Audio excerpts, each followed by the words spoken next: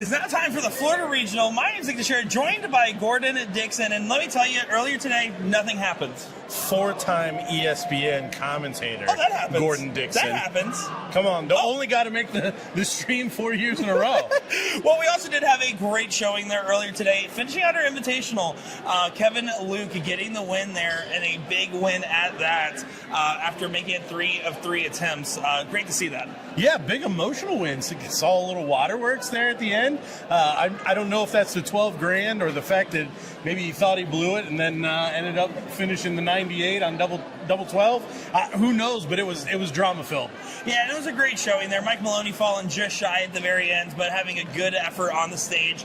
Nothing to note there. And of course, Bubba and Magic Mike having their appearances as well. Congratulations to all of them.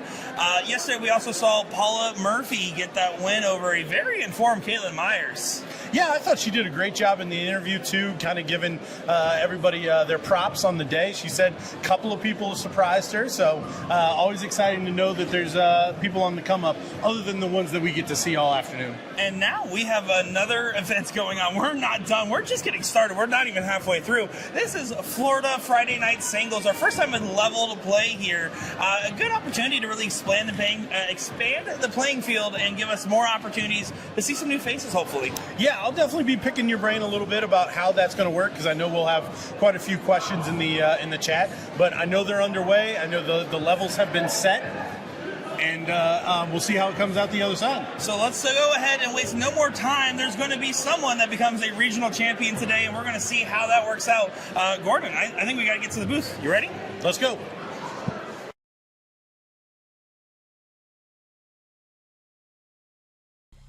And here we are. Don't worry, guys. I'm okay. My knees hurt a little bit. Gordon, he still has the same face. Looking shocked at this moment. I'm Nick DeShare, joined by Gordon Dixon and Will Stewart here for our Friday Night Singles. Great to be back on the mic with you, Gordon. Yes, it's been too long. It really has. I missed you, too. No, excited. Singles, I always say this. This is the event everybody came here to win. Like, I'm sure they're super pumped to play with maybe a significant other in a mixed event or their buddies in the doubles, but if you're a true dart player, you're here to win the singles, and it happens Friday night when everyone's fresh. Exactly right. Although I will say, with our new leveling system, you can play with anybody at any points now with the doubles too. But we do still have those mixed doubles and mixed triples events. So if you want to play with your wife or your buddies in the doubles, you can now. And it's really cool to see some of these changes as Brian Dennis is taking on Ryan Farrell here. And you can see Edie having an opportunity at 16 here for leg number 1. Yeah, playing a combo for the Friday night 0-1 cricket 0-1, and then if fifth game's needed, they'll work for cricket in the final leg. Ryan has been doing some big things. A runner-up in the best event in terms of payout is concerned in Chicago, and a decent run yesterday. I didn't get a chance to talk to him. I don't know if you did. I'm sure he's a little disappointed with where he fell yesterday. I mean, he shouldn't be, though. I feel like he really has been going on an upward trajectory, and we've seen it just in such a short period. May was not that long ago, and to be at that point there and continue on, I mean, you can't build Rome in a day. He will have another opportunity, and I'm just very impressed with him through and through. Yeah, already some good scoring here between these two. Trading 7 marks on the Open. Brian Dennis, a Florida local. Do you know like this area, or I mean, Florida's a pretty long state. Do you know where he hails from? Well, I've known Brian for a long, long time, since I started getting into darts, and no, surprisingly, I do not actually know the specific town he does live in without some Facebook stalking. Brian Dennis, elevator repair and certifier. Oh, okay. Mm-hmm. I know that, but I don't know the town. That's probably way easier to remember. Brian Dennis, one of the staples of kind and talented ambassadors in the Florida dart scene. St. Cloud, does that help you? Yeah, St. Cloud, that's on brand, because he used to play out of Skybox a lot. RIP Skybox. 8.33, by the way. Playing an 8.0. Yeah, this is pretty heavy from both these guys. Yeah, 4 rounds of dynamite. 3 rounds of dynamite. The 6 mark there going second is not helping too much. And when a 6 mark's not helping your position and you're averaging above a 6.0 at a 7.33, you're in for a crazy leg. Yeah, this is some good work from both of these guys, especially so early in this tournament. We see Brian closing up the 17s, so Edie gonna have to do something on the corners to fight back here. Running out of real estate though. Chat's already saying 3 booms in the very first cricket league that we're watching. 7-3-3, 7 or now 7-2-5 across the board for both these players. If this is how tonight's going to be, Gordon, we're in for a very fun show. Yeah, well, we can see a lot of fifth legs in our future if if the next guy's going to start off 7+. A little slip here. Maybe the only opening that Ryan has. He's going to have to throw perfect here to put this one on its head. 81 points of difference between the players. Will not get a dart. He needed to find the trip on the second. I don't mind that swing at all there with the 27-point difference. You're trying to make it a 5-3 on the Bulls, playing for a gamble on if they hit the 6. Yeah, not. I mean, you have to make something happen. So as good a place as any to try to take that monstrous 20 away. And Brian just slipping here. The back end of this leg does close the 16s. Not the point lead I'm sure he was looking for. But again, to the other corner of the 15s.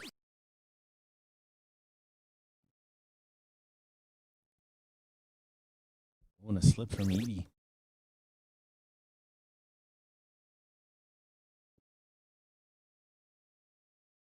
So Brian going to look to try to close this up.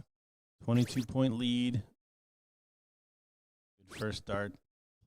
Another 60 points. And closes the 15. So job done there. Sewing up the back end of this. Ryan going to need a lot of help on those bullseyes. He's going to pull this one back. And I already mentioned it about Brian, but he is known as a very kind ambassador, someone that's well liked amongst the players that get a chance to meet him.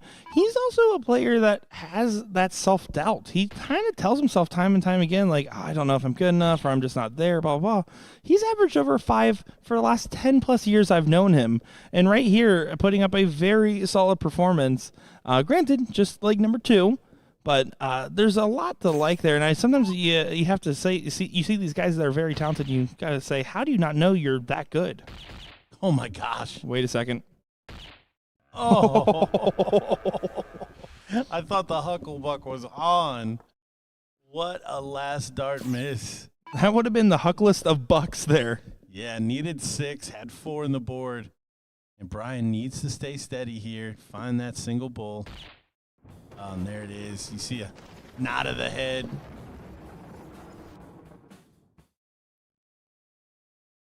So on to another leg of cricket where Ryan will get us started.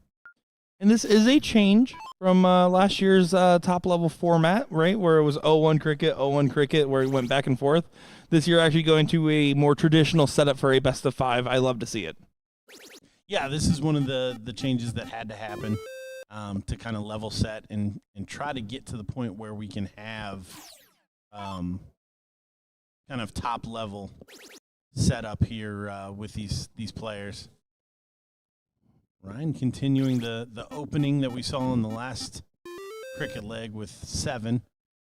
Brian a measly 6. Yeah, measly is the key word. That's the standard that we're seeing right now between these gentlemen. It is all gas and, in fact, no breaks. As there is no rest for the wicket. A 7 mark, which is effectively a 6 in response from Edie with that going first advantage. Brian's going to have to dig deep on the 18s or 17s.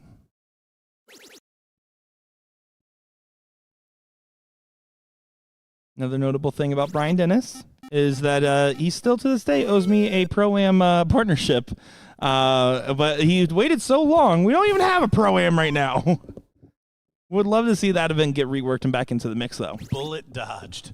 Hey, for him or me? Him. Oh. I just said the other way around. Oh, like Allie Dennis is watching. Oh, Allie Dennis is watching. Hey, thanks for tuning in.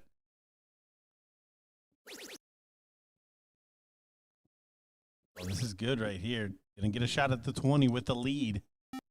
Oh, and he floats into the 1. Yeah, wrong side of the wire and gives Edie a chance to get resecured in his position. I would be digging deep on these 20s, trying to make sure I have my advantage locked in. Now you can take the swing if you really want, but the risk is you're still leaving that same 9-mark shot. Yeah, definitely don't want to get in a position where you came into this kind of with the hold and you can take the lead. You want to make Brian kind of earn it. He certainly is. Going to get another swing at that 20. And Same spot. almost the same hole, yeah. Frustrating stuff there for Brian Dennis, but if you're consistently finding that 6 and just missing that third will eventually go in his favor, you'd have to think. This is a bare minimum turn, and truly a bare minimum, as now Brian gets a chance for a reset here. Jack Wagon, your friend from Houston in our chat, our analyst, sideline reporter. Big Jackwagon fan.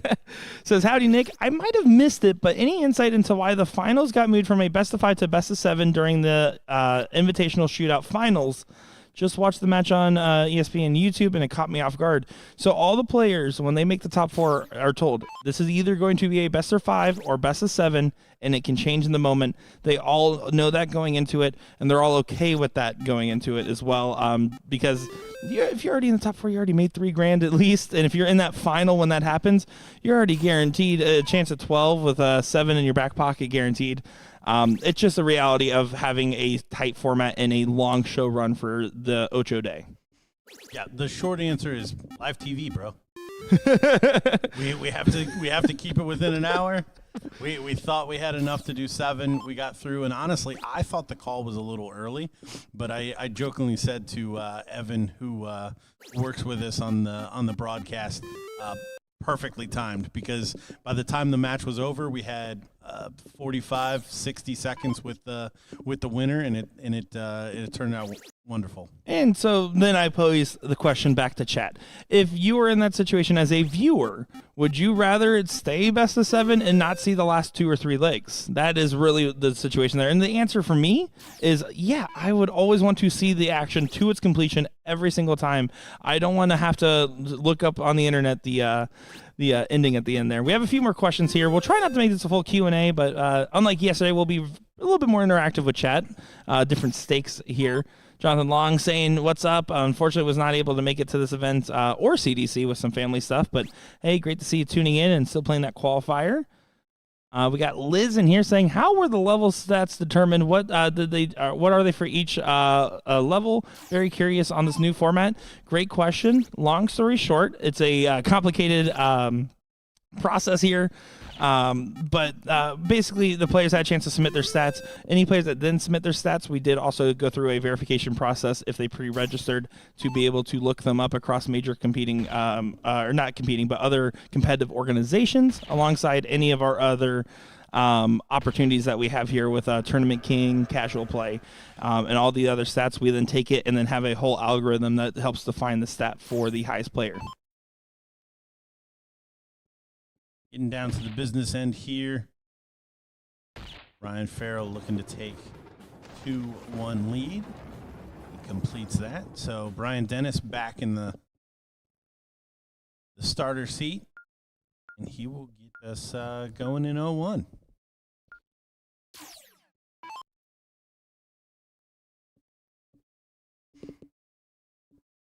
Alex saying, do you have to play on BullShooter boards to qualify? No, this is no qualification needed for the Florida Regionals. You can just show up and play. If you don't have any stats, go to your local BullShooter board and sign up for a couple of Tournament King tournaments. Of course, you can also come out here, play in one of the events, and then you'll get your average overtime as well by playing in this.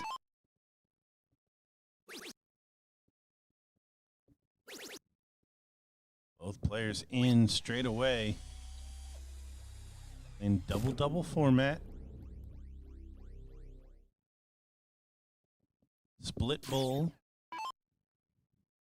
A little different than we've been covering the rest of the week so far. Brian finding a big triple a turn. getting in straight away. Looking to push this one to a decider. Scoreboard is wrong. Ryan Farrell is up 2-1. I was ranting. Sorry.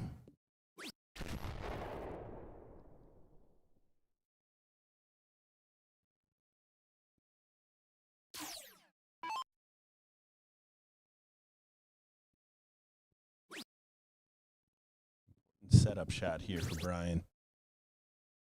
Needs to find another treble, and he does. Great shot. Will have an outside chance when he comes back. 1-5-6. Straightforward. Now it's up to Edie here. What can he do to try to get ahead of that? A big maximum here is a long distance of being helpful, but instead doesn't get to a finish at all after a very promising first dart. Brian Dennis has 6 darts now for 1-5-6. Great position for him. Yeah, as a player, this format is brutal. It does seem to set up game deciders. And there it is, a 1-5-6 from Brian Dennis. No mucking around there. So Cork will come in here, and we will see a final leg of cricket. Both these players playing extremely well.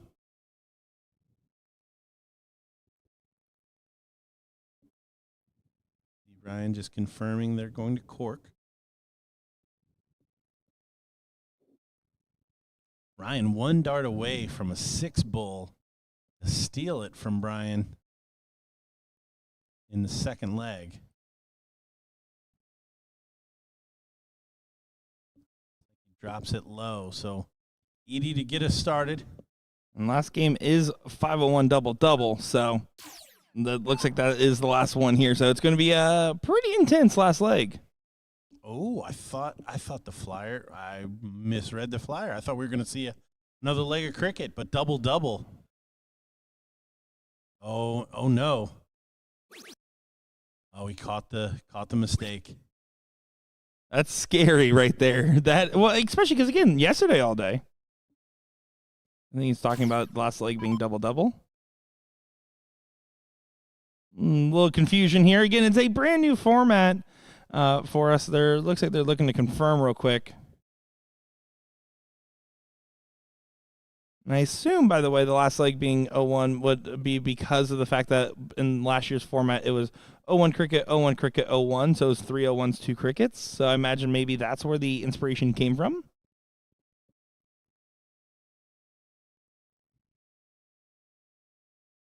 We're going to take a quick moment, it looks like, as this is the right thing to do, by the way. Yes, correct. If you have a question, heading up to the scores table to make sure that that everything's proceeded as it should.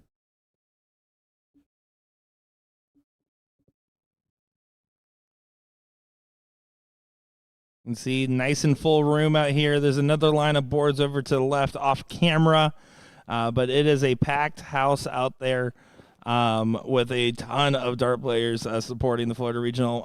Really love to see this. Really love to see all the different new faces and old faces alike taking an opportunity to try out the changes here. As again, those players, we're keeping an eye on them. Don't worry. We will make sure once they get back into it, we'll be ready, as I think they're both walking back up to the board right here. And Brian's going to go ahead and back up his turn because the timer accidentally ran through real quick. He's just going to back it up. Punch back that single 20. Oh, he's just going to let Ryan get a redo on his turn.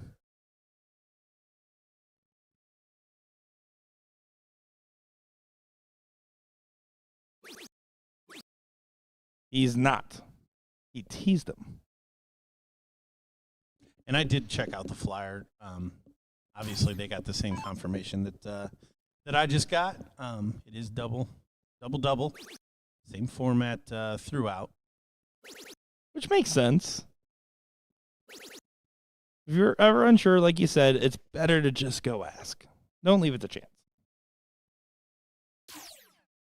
Well, and honestly, cheers to Ryan for, I mean, maybe this is my inexperience from playing soft tip, but I wouldn't have caught it. Like if I'd have thrown the first single 20, like it wouldn't have, oh, the board didn't chirp at me or whatever his tip off was, like that would not have that would not have helped me.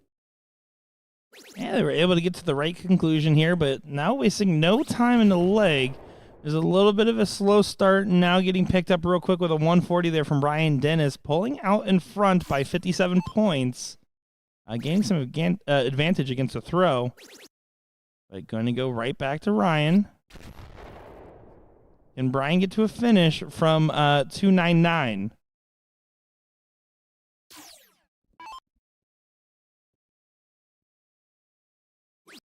Yeah, trying to overcome all-important start in this format. It's back within touching distance, but this all down to Ryan Farrell. What can he do with 216 and 6 darts? Oh, he's going to do a lot. He's going to do all he can do. Gets all the way down to 36 with a max hit there. Great shot.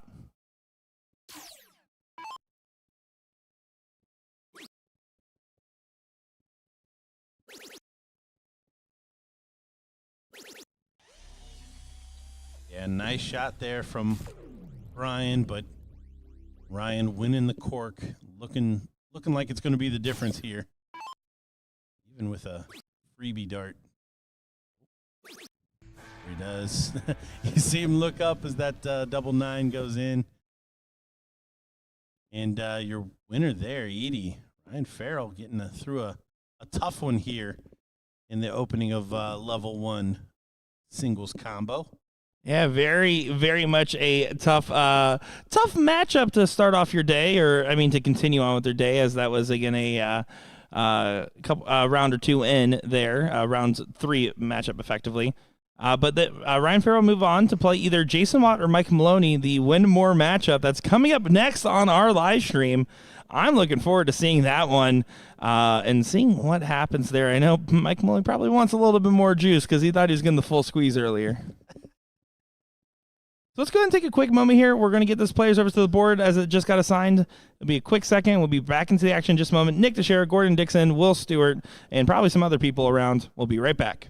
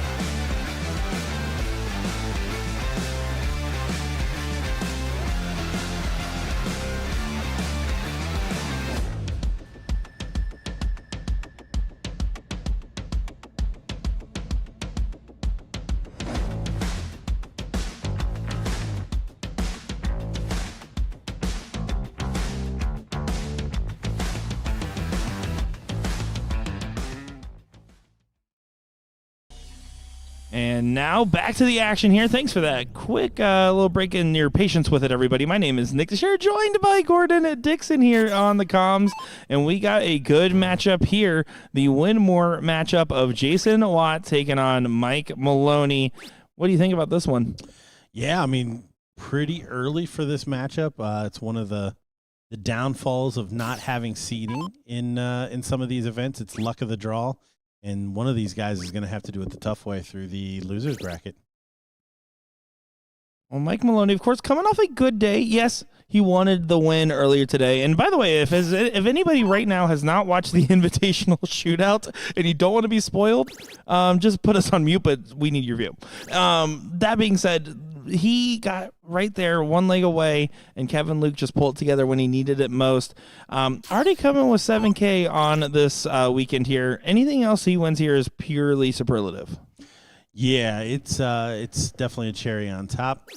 I don't know what the flights from Chicago cost, but pretty sure it's nowhere near 7K. So the rest of the weekend is easy breezy.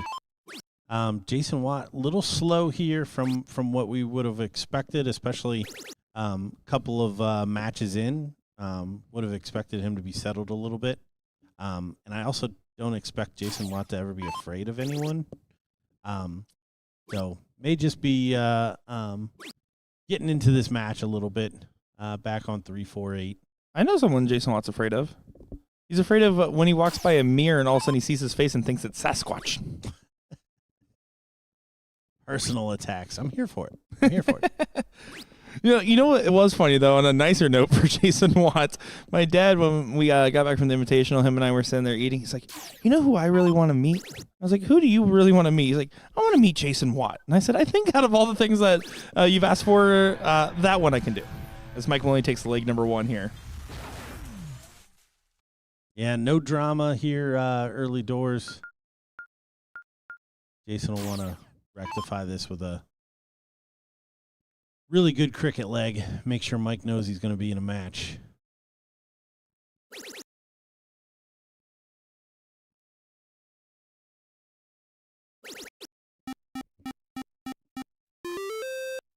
Already back into the triple, so looking to set things right. Now Mike's going to have to try to get resettled there. That's a terrible position to start. And, yeah, he wasn't able to make anything happen with it. You could tell after the first one it was tough. Second one, impossible. Third one, purely academic.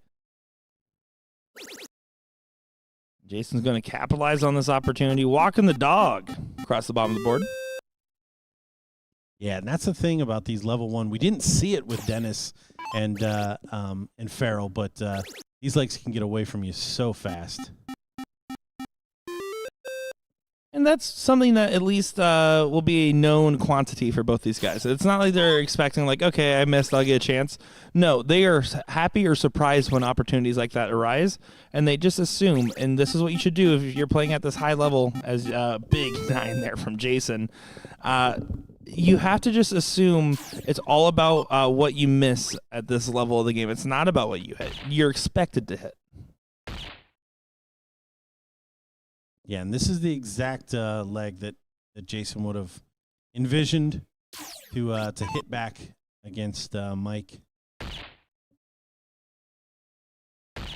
Like, hey, bro, I'm not going to be on 348 when you take it out every time.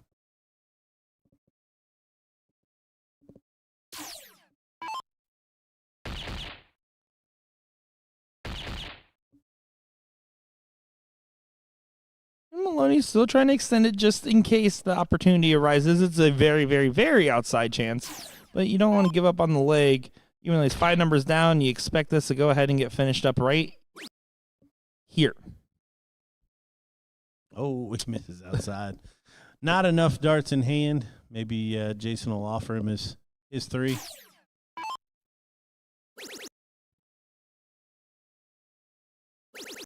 Yeah, this is just warm up for the next leg. I do like that he's just going through and finding the biggest numbers to grab as he grabs a white horse there. The smile from Jason Watt. Stayed away from the 19s.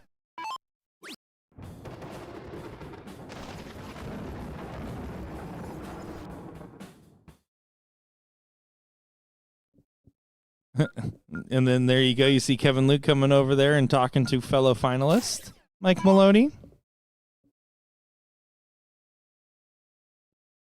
Kevin is celebrating his win today. Yeah, there's no pain felt there. If you thought 7K would settle you for the weekend, try 12.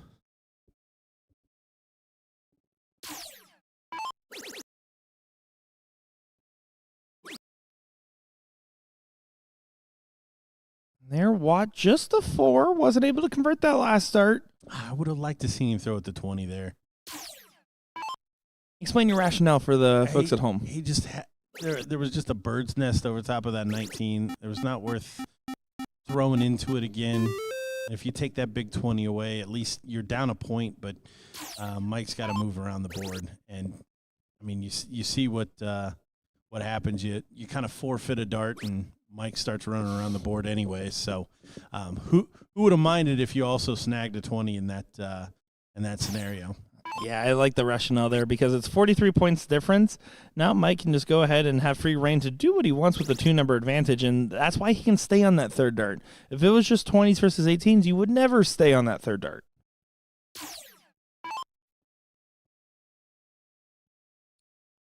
Yeah, Watt relegated to the corners, trying to make something happen on the 16s and 15s. Snags another 48, but again, just not enough to need a poor turn from Mike Maloney.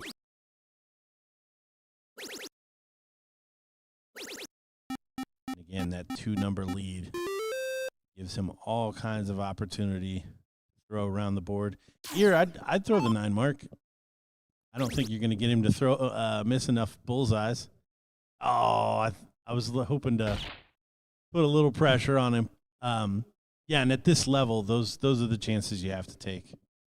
Yeah, and these guys will always be willing to take a 4-3 in the Bulls at disadvantage, needing 4.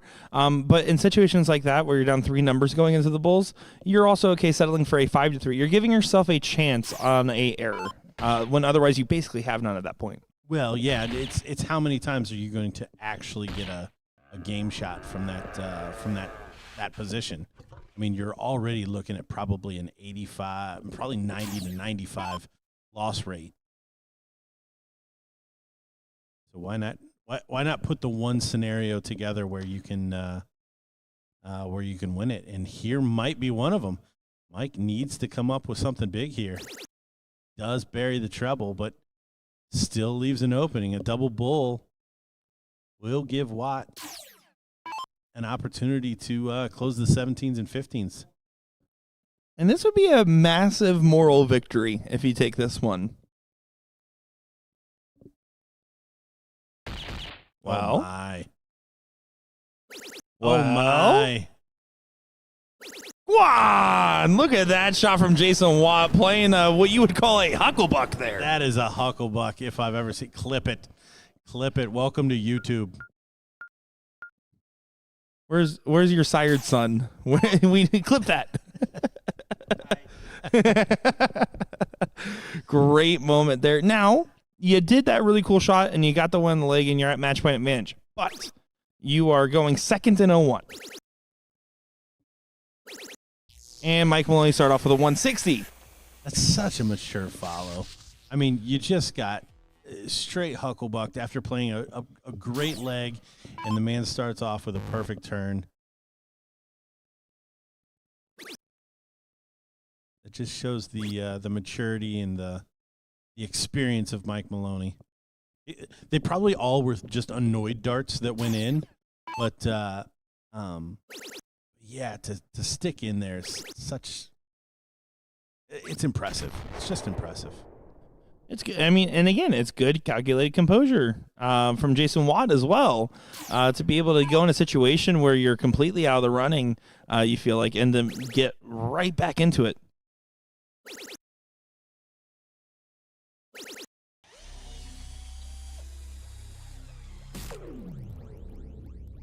Maloney should be able to set up very well from this position at 201. Watt back at 315 is going to need all he can get.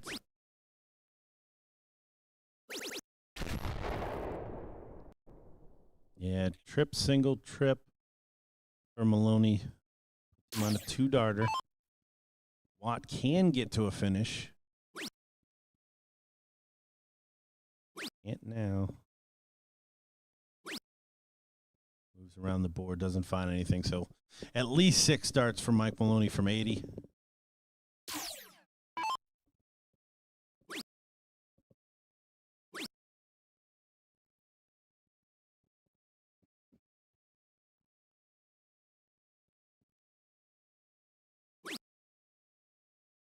And now teed up will return with the opportunities.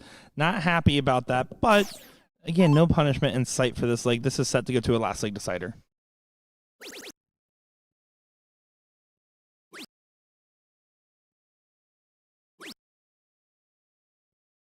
Oh, Watt sets up another Hucklebuck. Maloney definitely does not want to see him get a shot at this 160. Shake of the head. Well, Miss outside. Buries it in the middle. Okay, okay. So we're going to see an all-important cork for a leg 5 here. And that's how we're going to see a lot of these level 1s go, especially the later we go in the tournament. and by the way, speaking of the tournament, again, there's 4 levels here, and we're cruising and grooving, even in these big boy levels here. And big boy meaning the size, I should say, of the bracket. These levels 4 and 3 are moving along really quick. Level 2, lightning fast speed right now. Yeah, Jason trying to place it there around another really good cork. Maloney's cork muscle strong today. Nate Durham saying, relax, Mike, trying to give a little pep talk. Let me tell you, I don't think a relaxed Mike is the best version of Mike Maloney at the dartboard. I don't think he's good relaxed. There's very few people that I don't think play better, either annoyed or mad. Like, just to try to draw them in. And look at that, another perfect start. Taking full advantage of that winning of the cork.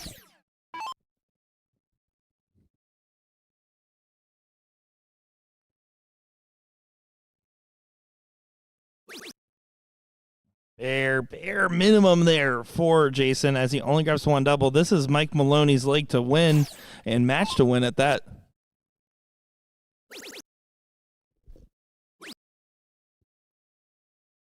Yep, just staying steady.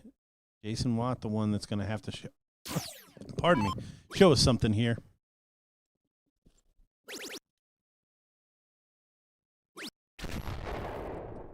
That's not going to do it. So setup shot from Mike Maloney from 245. He'll want to be at least in the 105 range. Not going to work out for him. It's still going to be an outside chance. Needs to be smart with the darts. He does leave himself a finish, even though Jason Watt cannot.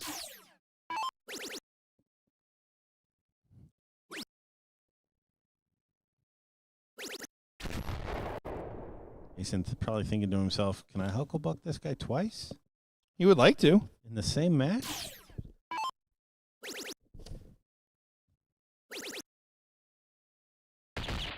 Oh, how about that? For the 164. boys. For the boys.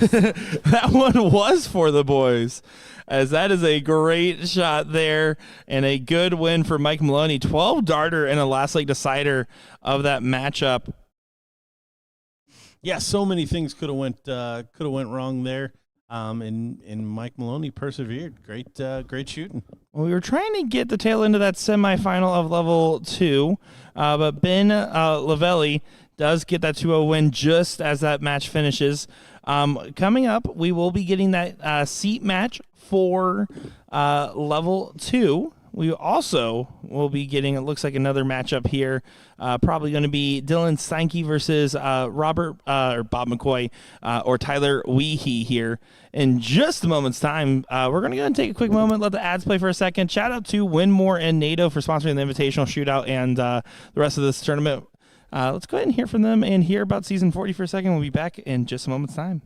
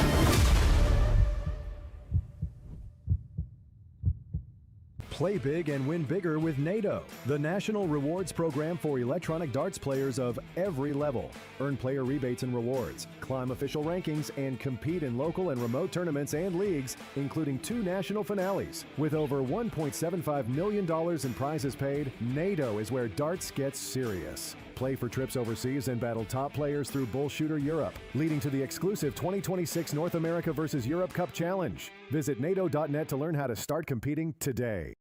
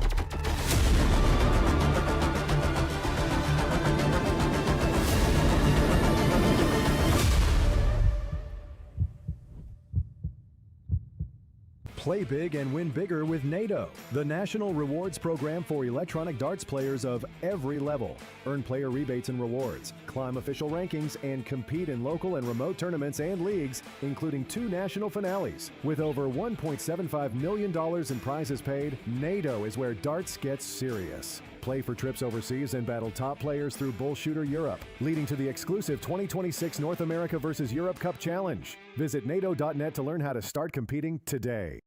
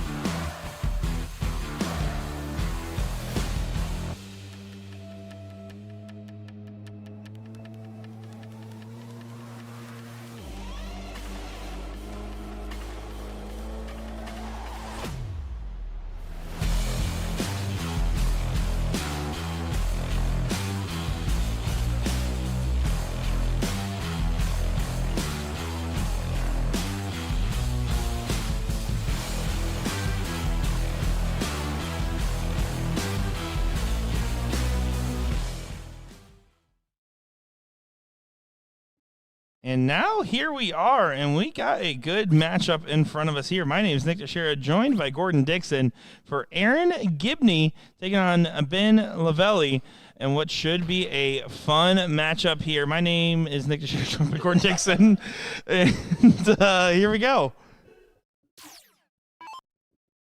Been a long day, Gordon. It has, and it's not over yet. Just getting started, actually. So this is actually the seat match of the level 2 bracket here. And yeah, they're absolutely just breezing through. And it is, we had on the overhead camera out there, it's not a light crowd out there. But level 2 had a lighter distribution. And so we're going to see a blink and you miss it format with this Fat Bull scenario here. Ben already has taken the throw after just 3 darts. Yeah, this format is absolutely brutal. These guys are going to be able to light that bull up. Which we know we've had a lot of changes here with our tournament and formatting. But that being said, man, it's going to be interesting to see because we see parity between level 2 and what the amateur bracket was as far as formatting, and same thing with level 1. But level 2, it's wide open on who can win that. It really does feel like a who's going to come out on top. I mean, I see some great names besides these guys on the loser side of the bracket. Josh Gadley's still in it. Looks like there's Shane Watson, previous CSC player, in there as well. Looks like, if I'm not mistaken, PJ Stewart just got knocked out in the 9th through 12th. Yeah, PJ, a plane flyer now. Yeah, hardly playing darts, and he is actually. I went because before I left Florida, I saw him at a couple of different tournaments and blind draws when he moved out here, and I can tell you he is frustrated that he doesn't have that same ability. And it's not because he lost it; it's because he was playing all the time when he was truly in his beast phase. Yeah, and I don't know how much he's getting out or the level of play around him, but I know where he was in I believe North Carolina. You had like Robbie Phillips, Alex Spellman. Like there was a lot of really good local players, or national players for that matter, that were keeping him sharp pretty much since he was like, I don't know, 4. Like he played with those guys for a really long time. Double 18, Ben buries it in for the first leg. Yeah, no real doubts in Ben's mind of how that leg was going. It was firm control from the going second position, and that's going to say how he translates to cricket. Again, great results last year when he played with Kenny Doyle in the Florida Regional in the Pro-Am bracket that we saw back then.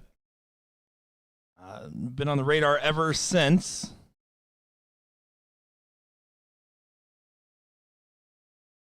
Aaron Gibney, though, not finding any success. 1 mark there just as good as a miss, especially if Ben keeps up that hot hand. So we'll see what he does. Yeah, tough start. And these guys are playing 2 out of 3. So this could be curtains if Aaron doesn't turn it around. And we see Ben already with a 7 mark.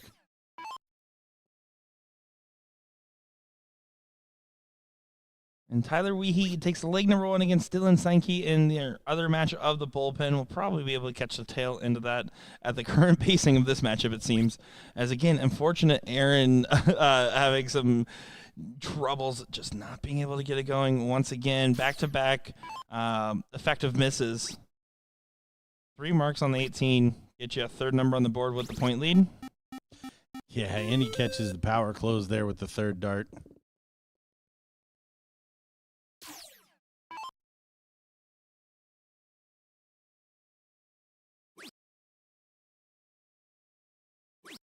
Trying to get some points on the board. You don't want to get whitewashed. Not going to be able to do so, and Ben's going to try to walk the dog on the bottom of the board.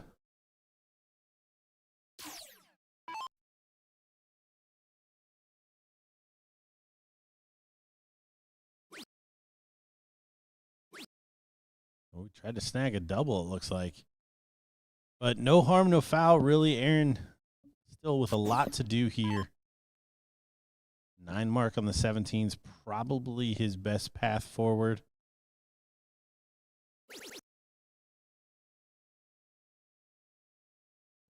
only going to find the treble one time. So my question becomes for Aaron, you got to this point, obviously playing significantly stronger than this. 2-1 over Cole Butler, a 2-1 over Richard Hickman, 2-0 over Shane Watson, and then a 2-0 over Ben Wynn. He had a very solid performance, a couple 2-0s in there as well, just clearly not playing to the same standard he was up until this point. I wonder if the streaming is getting to his head here a little bit. Yeah, if this is the first time he's played on the streaming board, or, there has to be something, because there really hasn't been that big of a delay either. We got this match called up fairly quickly after the 2 semis were completed, so can't really have kind of stalled out in that regard. But all of this good experience for him. I feel like I have commentated him before. I'm just trying to place exactly where. His name's incredibly familiar. No, he goes by Gibby as well, I believe. If my brain wasn't much before, it definitely feels like it is right now.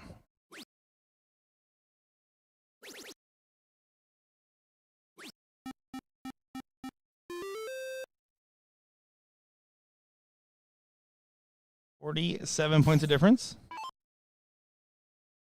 Oh, he was in the CSC last season. Great call out there. And TOC. Yep, okay. Thank you, chat. That's how I know it. I was like, I know his name. I know I've talked about him before at some point. Starting to come alive here. Maybe too late.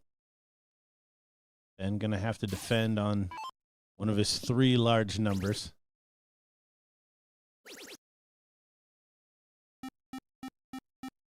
A little quick on that third for my liking, but he figured job done with the 2 treble 20s. But Aaron kind of plucking away here.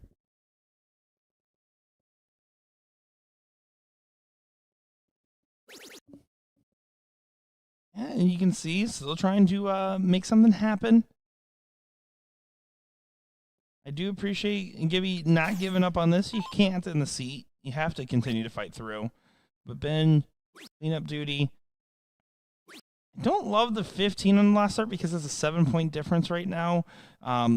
If Gibby goes up there and does 9 the 15s and you don't get the point lead back, he only needs a single 18 and 2 doubles.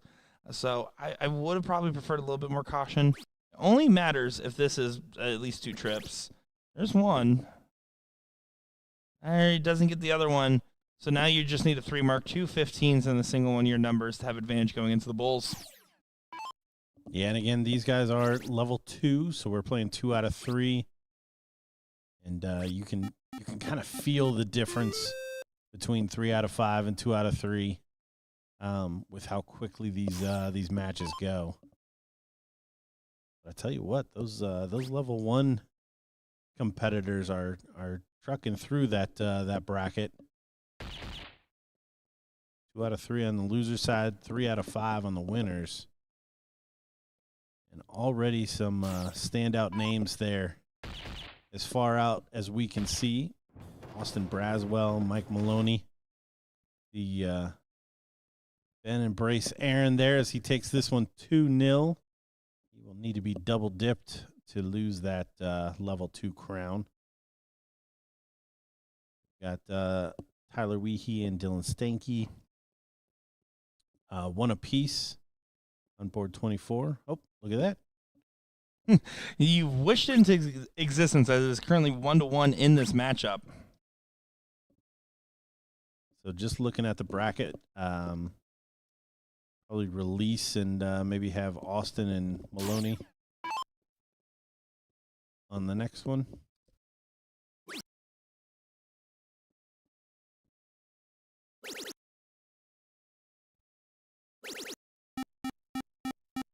Good shot there from Dylan. Yeah, great shot after the open from Tyler. And Tyler Weehee, I mean, we saw a good performance out of him in San Antonio. He had that was in March. Took a little bit off, and then just been getting back in to the game there. taking care of some life stuff. He was here Wednesday while we were still setting up, and he was just sitting down, chit-chatting, and he seemed as calm, cool, and relaxed as ever. As we saw a great third-place match in that pro singles back in San Antonio. Look at that. Dylan from the 2-hole. 7-9 to average 8 here after 6 darts.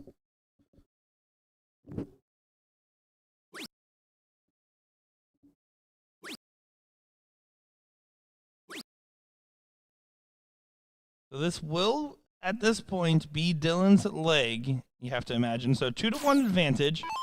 He's going to go for just a little bit of a mental fortitude check. He's going to continue to try to stay strong and keep that same energy going into the next leg here. He's looking real sharp right now. Yeah, kind of marching around back there behind. Kind of always a good sign. Staying ready. Winner, of course, gets Ram Guevara Jr. in this to get into that semi on the winner's side. He's a handful. He absolutely is. And, man, I feel like he's just going to be on a mission considering he was so close. That 2-0 lead against Mike Maloney.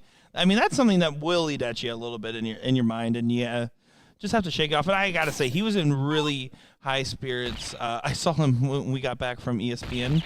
And I was walking there. He's like, "Oh, you're just not getting back? Where have you been?" And I said, "Sorry, some of us actually made it to ESPN to him." And he laughed and took it really well. No, you didn't. I absolutely did. Oh. Just a reminder, Ram, love you, buddy. Yeah. Oh, my gosh. Yeah. I kind of motioned towards you aggressively as I heard that story. Yeah. The Ram has been playing well. A 3-1 win over Keith Anamika, 3-0 win over Tony Flatt, 3-1 win over Mike Carter, 3-0 win over Brett Hollanday to get to his point. And again, the winner of this match will go on to play Ram. Well, and honestly, to me, that's just a sign as we see Dylan strike the bull there for the third leg. That's just a sign of how well he's playing. When you can kind of shake those off, because you know that there's another event and you're just going to crush it there. That's kind of the groove that you go into. Once you start playing in a lot of events, it's much easier to kind of shake off some of those unfortunate losses because you're going to have a chance to redeem yourself that quickly. The mentality of a winner, right? I mean, yes, in the moment, you probably are going to think about that when you go to bed that night. You're probably going to think about the next day, you got the next competition. And that's exactly what a champion makes. Absolutely love to see his continued development. I felt like, when I say development, he was high level and then went through a big regression in his game and has now hit new heights, in my opinion, in his own game. Yeah, it's certainly kind of Ram 2.0 as we see him start to come out to more and more events, put up more and more big numbers. See my dad in the background there, hanging out. It's a handsome devil. Oh, that's generous. Is that where I get it from? Don't answer that. Sugar Shane supporting Dylan, traveled together. Really love to see how Swervy's been in with his other players that he's played with, and really just taking good care of himself. Sugar is on his sobriety journey.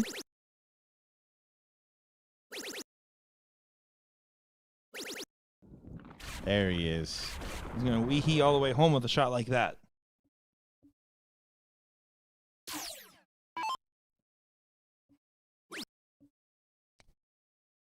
Dylan looking to try to come back to that one. It's not going to happen. So after kind of giving up the start here, we see Tyler with a 1-7-1 back in the lead. Setup shot here. Needs to continue to find triples.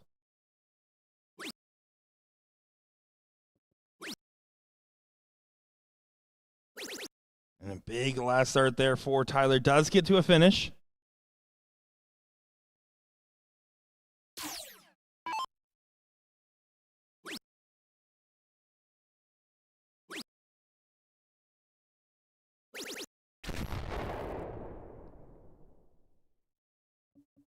And then follow-up shot there from Dylan doesn't do enough. 6 darts for 152 for Tyler. It doesn't have to go, but 152 lives rent-free in his head, missing the double 16 on the last start and the last leg decider against Jason Watt, who took it out right next to him. To get to that final. Or Ram through that 9-darter. Oh, big last. Leaves him handy. No finish, so he will be back with 3 clear.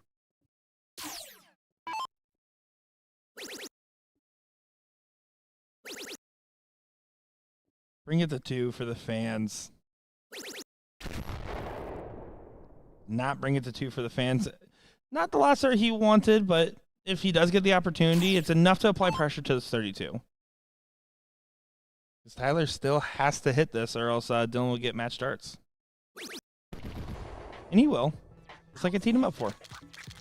Yeah, buried it. Steady round there.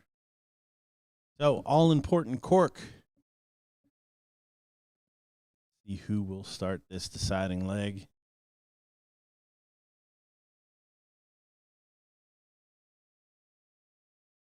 Does find the bull, but just barely there. Yeah, weak bull. And there we have it. Dylan able to get a little closer there. Dylan Steinke will get the start.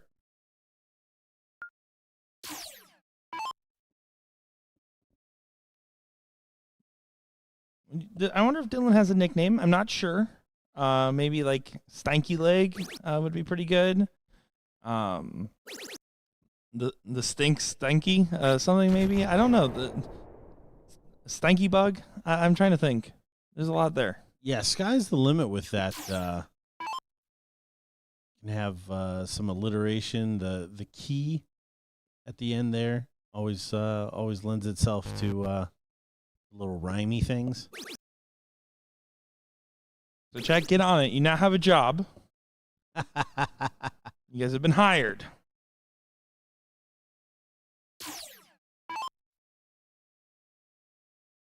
We got a good question about the levels in the chat from Jessica.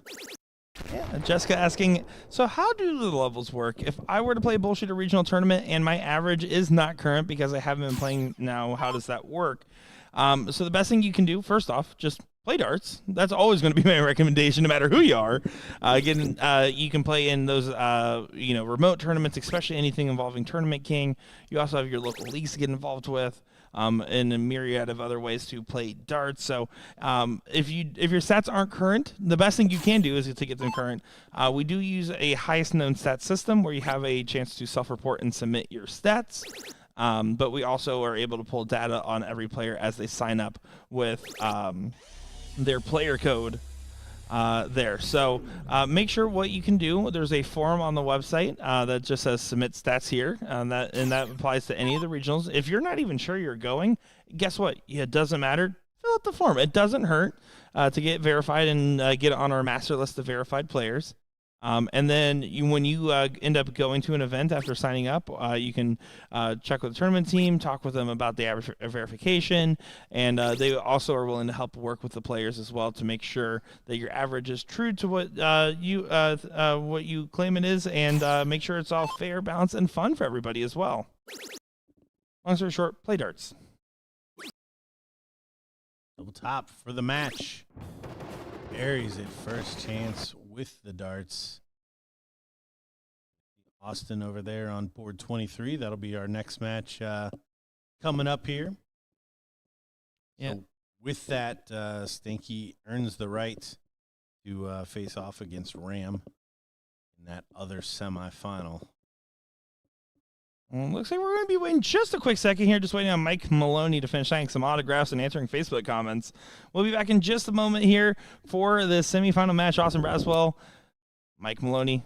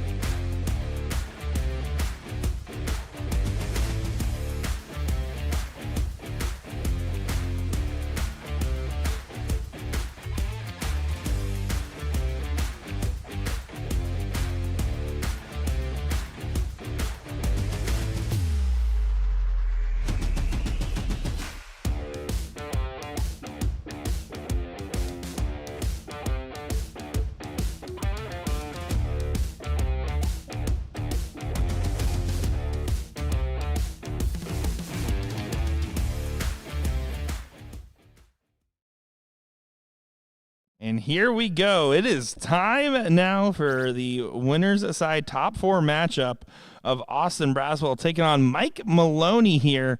And what should be a great matchup. Mike on a mission. But Austin, I mean, he put up some good early sign performances when we saw him yesterday against Ed Levesque. Yeah, also a couple of good wins today. One over Dustin Holt, who is kind of a staple in these regional singles events. I don't know how many he's won over the last couple of years, but for as many as he attends, he certainly seems to come out the top side of that bracket often, and he defeated him 3-1 in the round before. We saw a really good match with Mike Maloney earlier against Jason Watt. He has since defeated Ryan Farrell 3-2. So coming down to the wire again. And Austin finding a good 140, consistency in the scoring. Mike's got some work to do at 305. Yeah, this really just kind of a level set leg for these guys.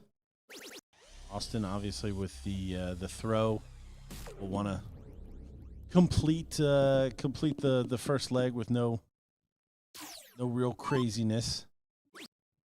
But if he does ultimately lose it, the world will not end. It will not. I will say Austin's journey as a dart player, though, has been a very cool one to watch. As I met him back, this would have been 2021, right as bars were really reopening for online tournaments and darts was kind of coming back into venues again. So late 2020, early 2021. And there was a big event that a bunch of different Florida players were playing in online. And Austin was just happened to be at the bar. He knew somebody there. He wasn't actually playing in the event. He said, I want to be able to do that next time. And picked up the sticks and started throwing. And has clearly found a great level in just, just under 4 years, or just about 4 years? Yeah, no, what a time. And Mike Maloney missing high means he needs to find something here. He's not even going to get a dart for it. That looked unintentional. I don't think he was trying to go double-double there. I don't know that for sure. But that was the read I got. And Austin for a 8-8 to get away with one. Mike Maloney doesn't even get a dart at a finish from 80. Austin will take it. He won't be happy about it, but he'll take it. And now it's just going to be up to the next steps here of Mike Maloney dictating the cricket game. With a good start, you would have to think. And only finds 3. I wouldn't even say that's bare minimum. 5 feels like a bare minimum in these cricket starts.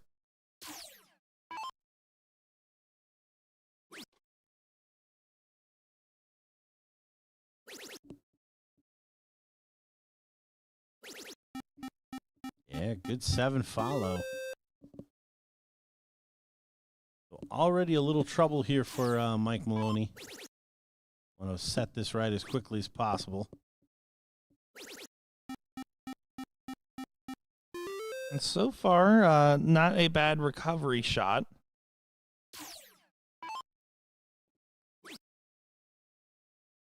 Austin, you're going to get tricky with it. Stays on the 19. Going to stay for another. Does find another as well. I like the discipline on that stay. I want to get a clean shot at your 2 numbers. I would rather have that point cushion here.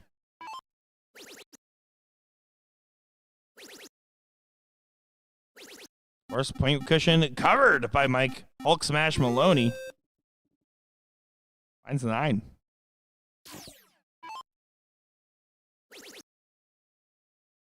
Worth noting, Kevin Luke, our champion from earlier today, is out of singles here early doors. That was nice of him. Let other people get in there, Kevin. I won the top prize. I'm going to the room. He's going to go float. Wow, what a win by him. I don't think enough can be said about that final. Missing 3 clear after not missing in the previous 5 legs. Literally went 5 for 5. 3 in his semifinal match, and was 2 for 2 in the final. Missed 3 clear. This man, Mike Maloney, cleaned up 98. Or I'm sorry, 38 after missing that. And then Kevin Luke with the drama-filled 98 finish on the double 12. See a good battle back and forth here.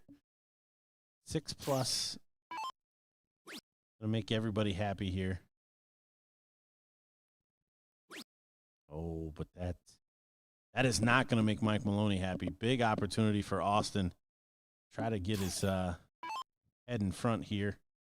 Yeah, also went for a high-risk, high-reward shot in the last go. Was able to not get punished by it. Choosing the same, decides to stay for all 3.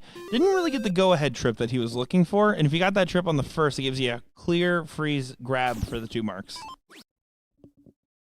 Yeah, first starts triples in cricket always gives you a lot of different options. Like choosing to grab another playground there.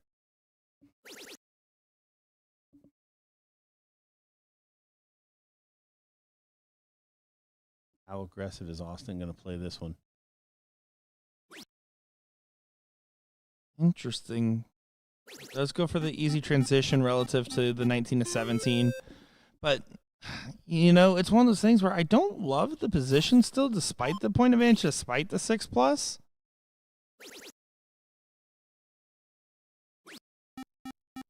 And then there, 44 points down, takes a swing at the 19, doesn't grab it successfully.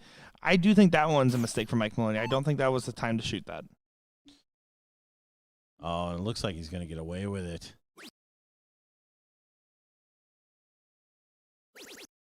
Yeah, definitely not a fan of that spot, but not completely punished. Going to want to try to find a couple of trebles. It only needs the single 19. Oh, kind of unforced error. If ever there was just going to be a swing at the 19, would have thought it'd been in that position there. You're going to be down in points. What can Austin do to punish? This seems pretty good to punish. How about very good to punish? Finds the double 18 that he was looking for earlier.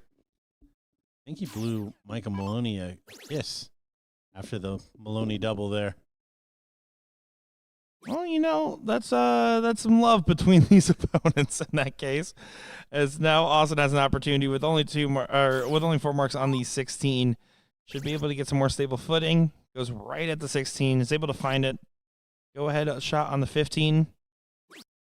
Doesn't collect the last, but is in a favorable position and will have a point advantage going into the Bulls unless something crazy happens here and an error happens from Austin. Well, we've seen some good bull hitting from this man.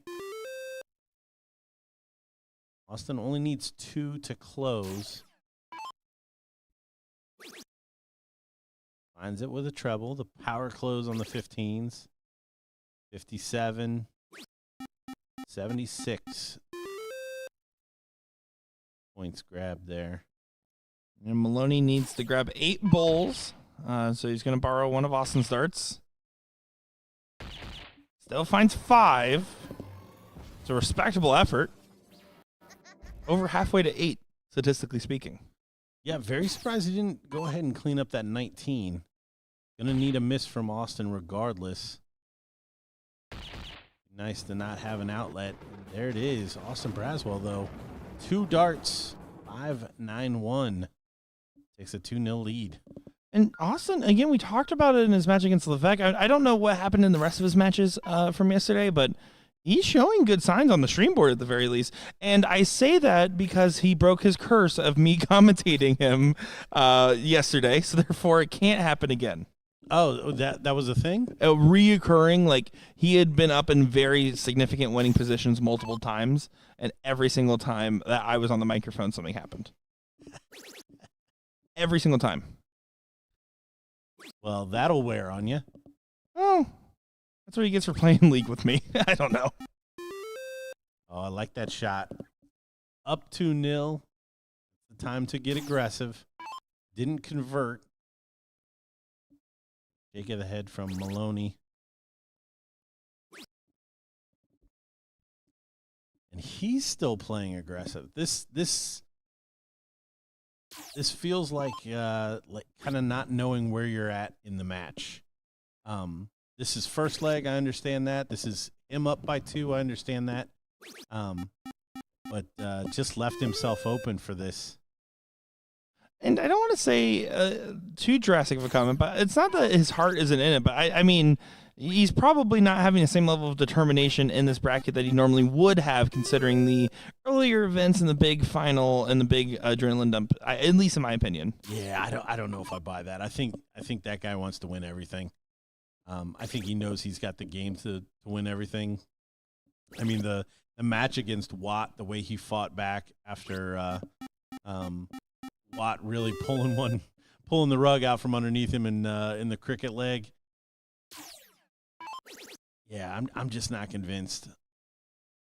Now maybe in the losers bracket, if we see this kind of level of, I don't know, energy, we can chalk it up to that. But he's just getting outplayed right now. I can't disagree with that front as Austin continues to find that high 5, low 6 average, continuing to put on the pressure. And that was after an 0-1 game where he got back into it with a favor from Mike on the leg number 1. Yeah, Mike throwing high on the 20 for 80. Never actually got a shot at the finish. Austin still with a little work here. Does not want to let Mike Maloney back into this leg.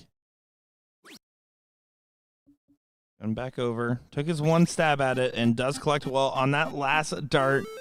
Nice, calculated, and safe play there. He knows the position he's in.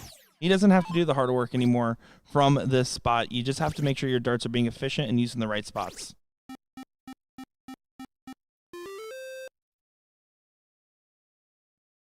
Looking for a 5 on the corner pockets.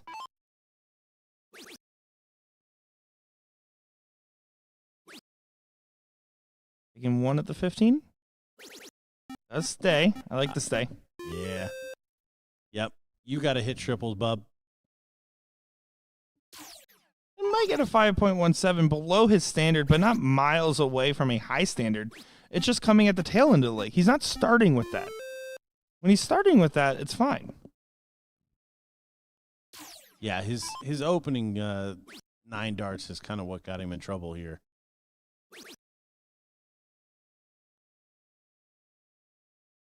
Oh, doesn't find it. Little glimmer of hope here for Maloney, who has hit the bullseye well. Well, and that's commentator's curse 101 if I ever heard one. Yeah, and does not find the 17. That one definitely felt like it was thrown away. So 3 bulls, only took him 2 darts the last time. Felt like one again there, Gordon. And he just stayed down there. He was not happy with how he threw that 3rd dart. A little bit of forgiveness towards Mike. Still has a lot of work to do, but now finding that double on the 1st. Oh, look at this. Oh, he tried to place that last one. Oh, way too long and hard about that. Austin can't find the bull. And this could spell trouble. This could be a Watt moment. He does need to hit 3 of them before he gets a shot. What a shot this could be from Mike Maloney. Triple 17. There it is. Come back. And that's the type of leg where it can really mess with Austin's psyche, right? You had that. You had that leg. You were controlling that leg. And then you gave it right back. Silver platter. You have to not think about that. You have to start at 0-1 with a 2-1 advantage. Oh, a little unlucky there in that first start. Doesn't register anything. But again, great follow-up. Great follow-up after a big uppercut punch there from Mike Maloney. Let's see what Mike does in pursuit. He started off on the very first start, but then the second two just were not very convincing at all. The 20 bet's been his friend. He's been hitting 2 treble turns to score consistently.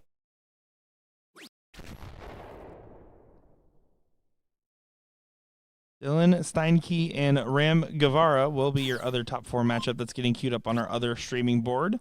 And then we'll go back over for the third place and finals of level 2, then back over for the king seat and remainder of level 1 is going to be your trajectory, everybody.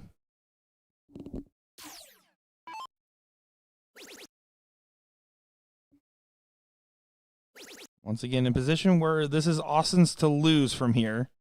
Yeah, he hit it. I wasn't going to leave a finish. Honestly, probably the better play there. Mike can't leave a finish from 372 even with a 180. And so, therefore, Austin doesn't need to go the traditional 1-2-6 route if he doesn't want to shoot the bull, but he'll have the cards up to him of basically, how do you want to shoot this? How do you want to set this up? Or just take it. Smart first, gives you more options. Trip 10, double bull. Oh, 45. A rough miss, but he does have time.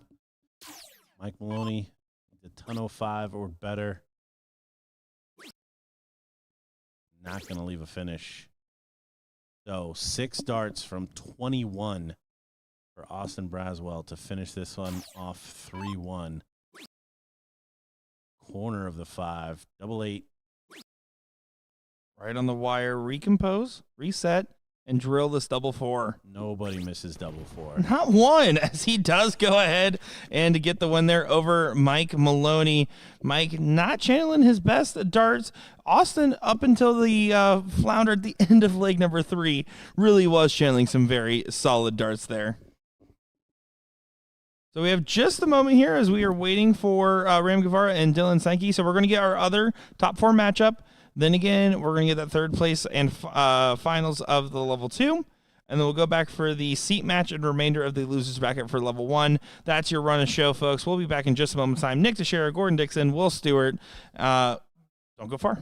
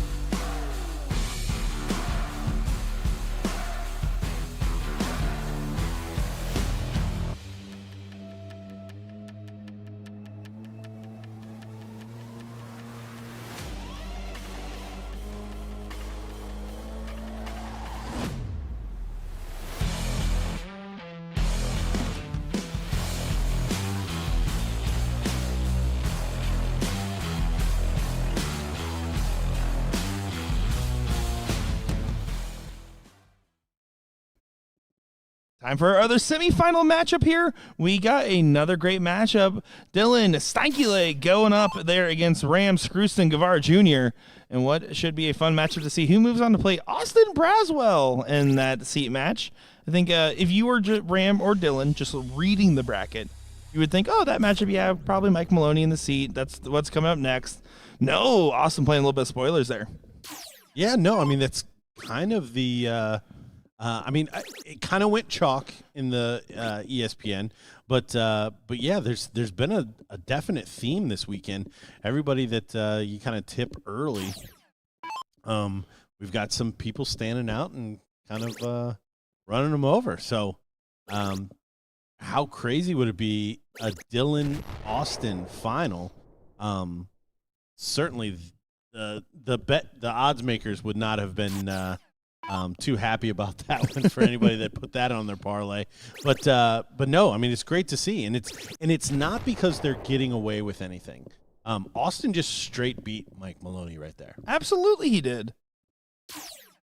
Oh, if you're curious, by the way, I did just find out the reason that these players were waiting that quick extra second to start was because Ram was actually texting that we was saying, hey, why aren't the cameras moved over? Are we going to start with us? So actually, they were checking to see if they were going to be on live stream because the cameras were still facing at the other board.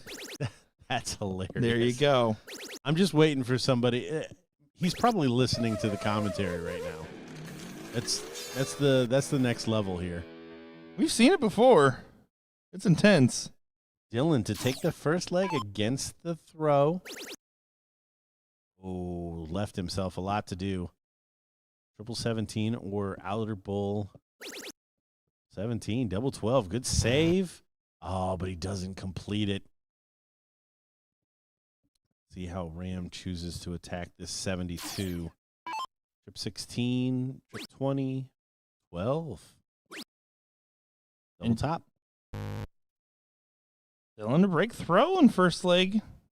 This is a good opportunity. When you get gifts, take them. We've said this time and time again. I don't like that spot on the dart. And I really don't like it now. Not at all. Slides over and falls outside again. So, Ram. Double top. Ram. Double 10. Ram gets the leg. There you go. And round 6. Go ahead and chalk that one up. It's not going to happen very often. 17 darter there for Ram with a hole to throw. I promise you, round 6 finish will not happen in this leg. And if it does, it was a very much one-way affair. I was going to say, you're going to promise that? That's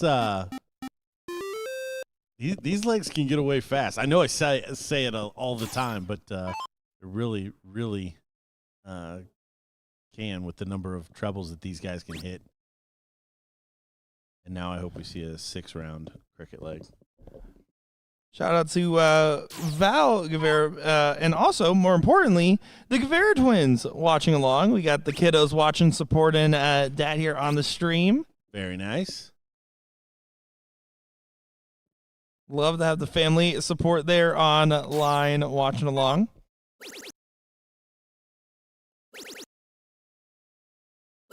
Here he comes. There's the Ram we expected to see. Yeah, Ram Guevara, just a tough cookie to crack. Because, again, you don't have back-to-back misses from him typically. Yes, he does have misses. He is a human being.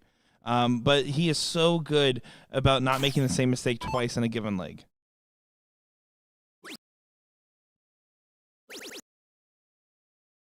Honey hole 17s don't produce much fruit for the labor. Only 4 marks.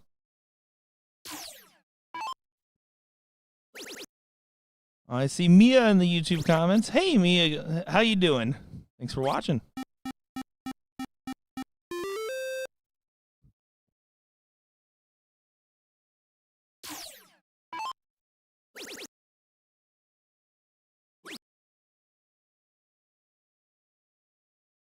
On a wide 20 there. So steady darts from Dylan. Does snag the 18. Checking out where he is score-wise. Chooses the 20. Ram really not doing a lot consistent here to inspire much a fear from Dylan.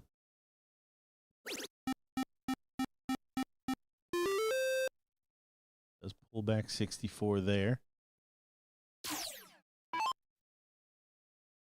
And Mooney asking where Dylan's from. I believe over in that Wisconsin area. And look at that. There's a 9er. Pile and a half of marks for Dylan.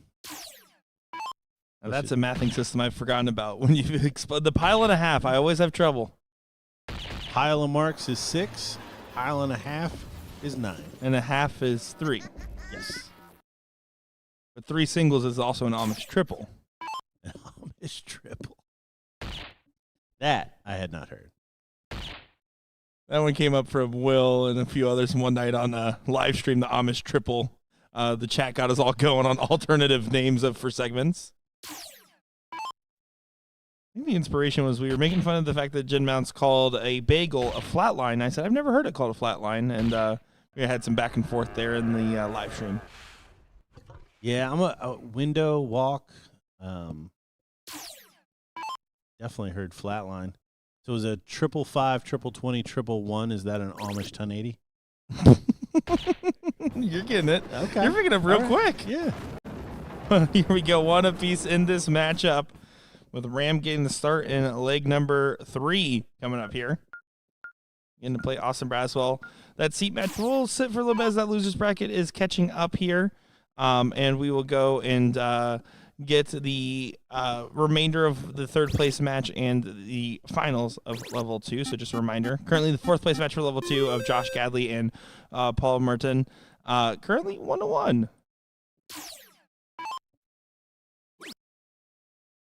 Jeff Hartman saying, if you flatline, you have to take a drink. See, mine was always if you scored under 10 in 01 on a non-setup turn. Not you're shooting at the double and hit 10, but on the scoring phase, you hit under a 10, you're buying around drinks.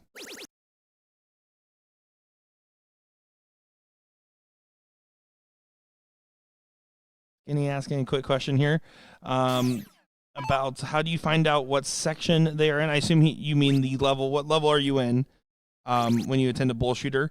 The levels are determined based off the averages of the entire field, so it's not a hard cap level where it's always this for each level cutoff. You have the opportunity to be in different levels, and that could change by event.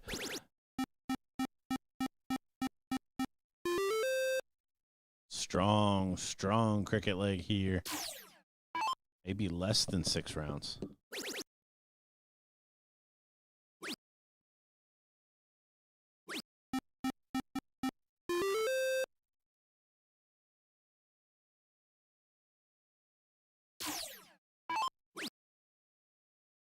You see Ram just going to go ahead and continue to put that pressure on.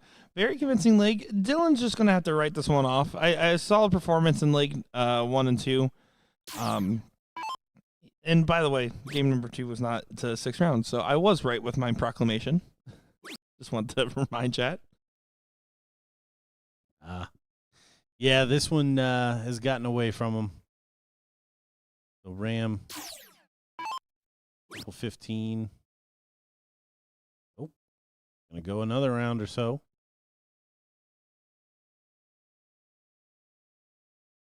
Dylan can push it even further. Pulling up the 15.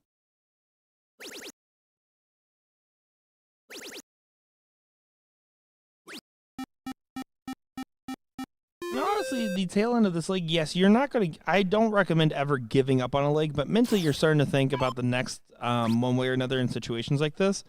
Dylan needs to make sure to just try with any remaining darts he might have here to really just get himself settled to make sure he's good with the throw in the 0-1 leg. That's really what I'm starting to think about as a player.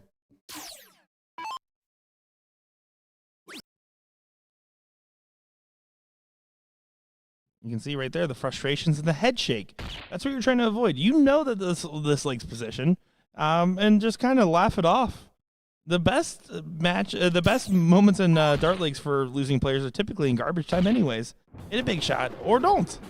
But just know you'll have to start again and to not worry about too much.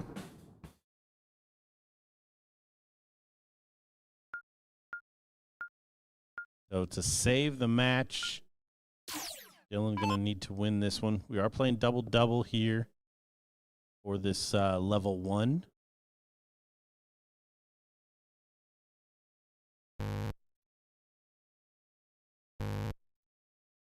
And again, shake of the head does not get in.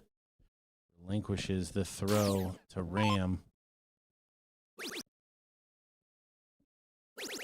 who is on his way to taking full advantage. Exactly what he does. 160 start. Yeah, the Ram Guevara special we were calling it because whether it was Houston, where he started off every leg perfect, if you remember that from the last go there, and San Antonio, which he kept up that same energy. He just starts off so strong, and there, Dylan this is an unfortunate time for this to rear its head. Yeah, in a semifinal where Dylan really had a good run going here. Just going to be set back a little bit. Ram throwing his arms up to the camera.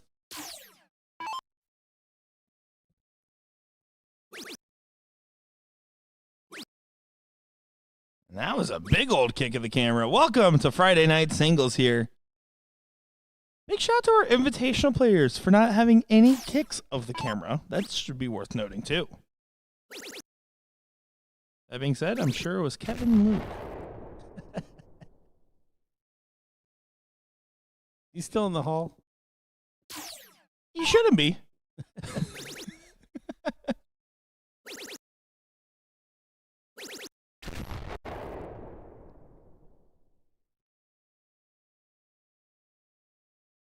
Ram in position to go ahead and get a 3-1 win here. Oh, he's rejected too. But no harm, no foul, 286. Really needs to find at least 2 trebles to even have a poke if Ram does not convert.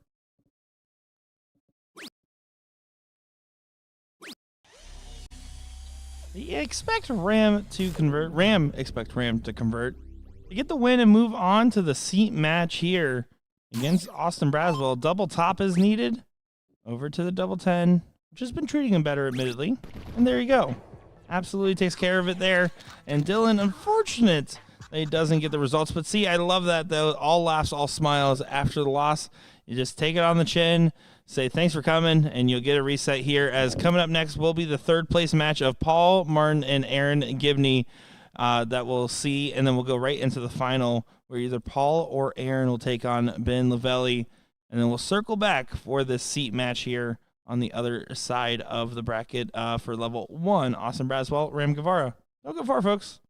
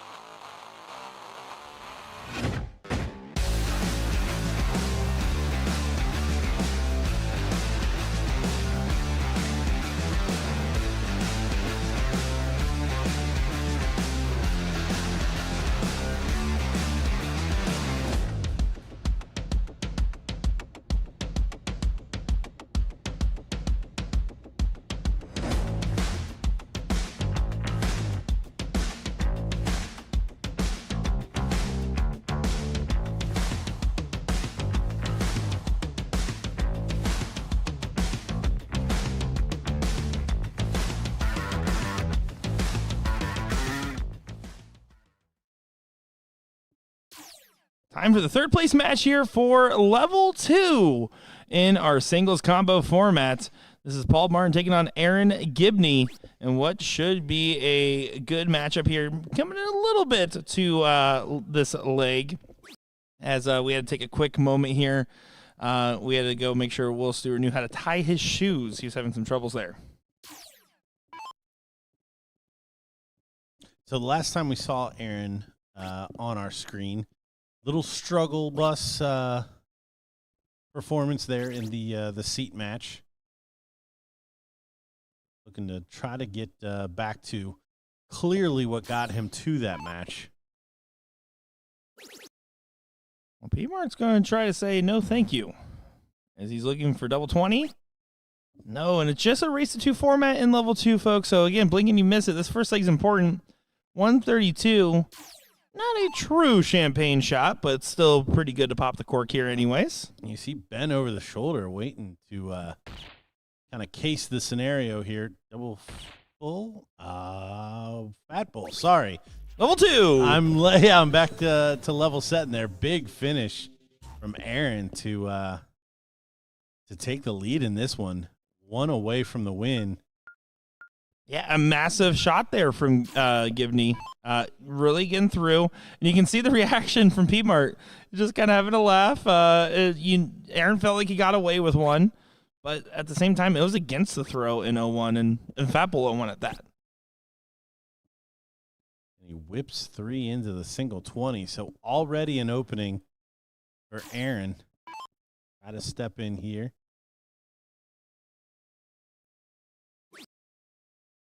Got to take this one 2-0 to get back to Ben in the final.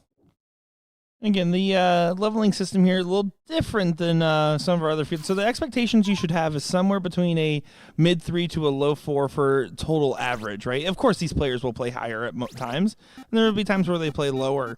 But that also means if you're hanging around that 4 range, you're going to be focused on getting that consistency and not doing too many hero shots, focusing on getting what you need first before going for the extracurricular.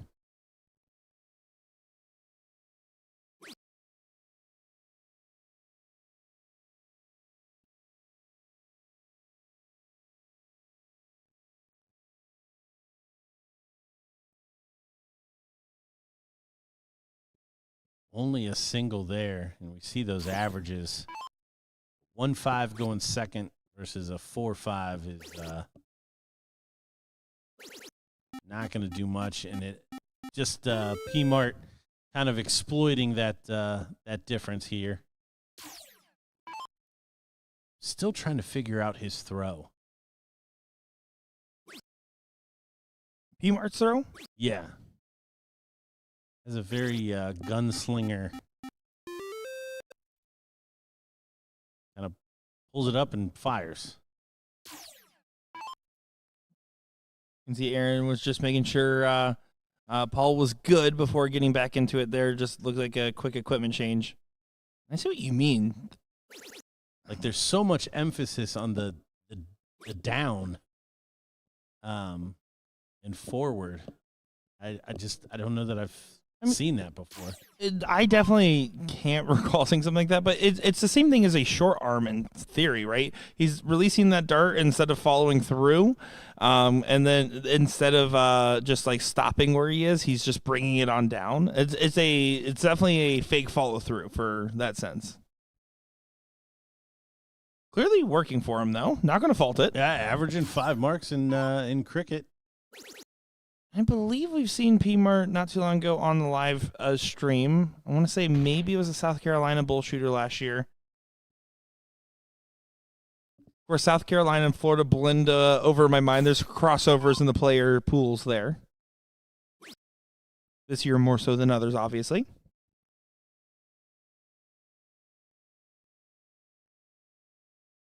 So we'll be going to a last leg decider to see who goes to that final against Ben.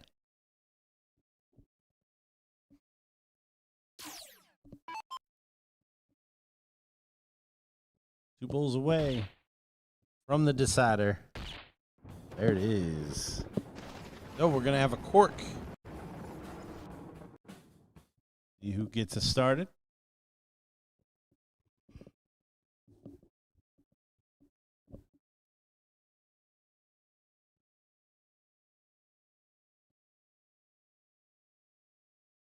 The Bull Light from Aaron there. P. Martle chomping at the bit as he does beat that one. So he will get the start in this deciding leg. Play open bull. 501 double.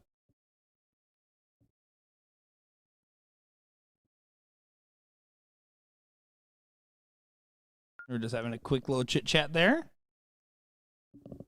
And now they're going to be getting into the mix again. Open end, double out, fat bull 501. 2 bulls around gets the money. Especially again, if we're talking typical MPR ranges around a mid 3 to a low 4, 2 bulls is the difference maker. Yes, hat tricks and 10 darters are great, and yes, they do happen at this level. But if you're hitting 2 bulls every single time, especially going first, you should almost always have a look at an out. That's the plan. That is. Now, will they follow it? Well, having a plan, half the battle. That execution half that can get away from you. We saw a great 132 finish from Aaron in the first leg. We know he's capable. Susan Holler cheering on P. Mart. So Paul must be local then to Florida, and I'm just blanking out. I know I've commentated him before, especially because of the P. Mart nickname. I can tell you, if you talk to Will Stewart as much as I do, you'd have trouble remembering things because it just melts your brain. All mush in here. Going hard on the guy leaving soon. That's why he has his headphones in. I can do it right now. Don't tell him. Oh, there's the opening. You can see the reaction. He feels like that's the opening too. has to be a bull. Does find it, but damage done. 2 bulls and a decent fallout. Could leave a finish. Now 2 bulls, definitely. Ooh, an opening back to Aaron Gibney here. So Gibby with a chance.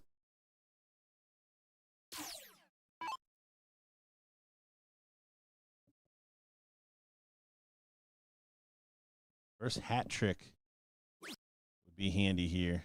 Not going to happen. And there moves up to the 20. Didn't like the position of the bull, but you just got to try to find a way because it's just too big of an opening, too big of a chance, and too important of a moment for something like that to happen. You can see Paul now rectifying the earlier error with a big high ton. Yeah, what a shot. What a position. Aaron, all he can do is get this below to an actual finish and hope that he can fade a big bull from his opponent.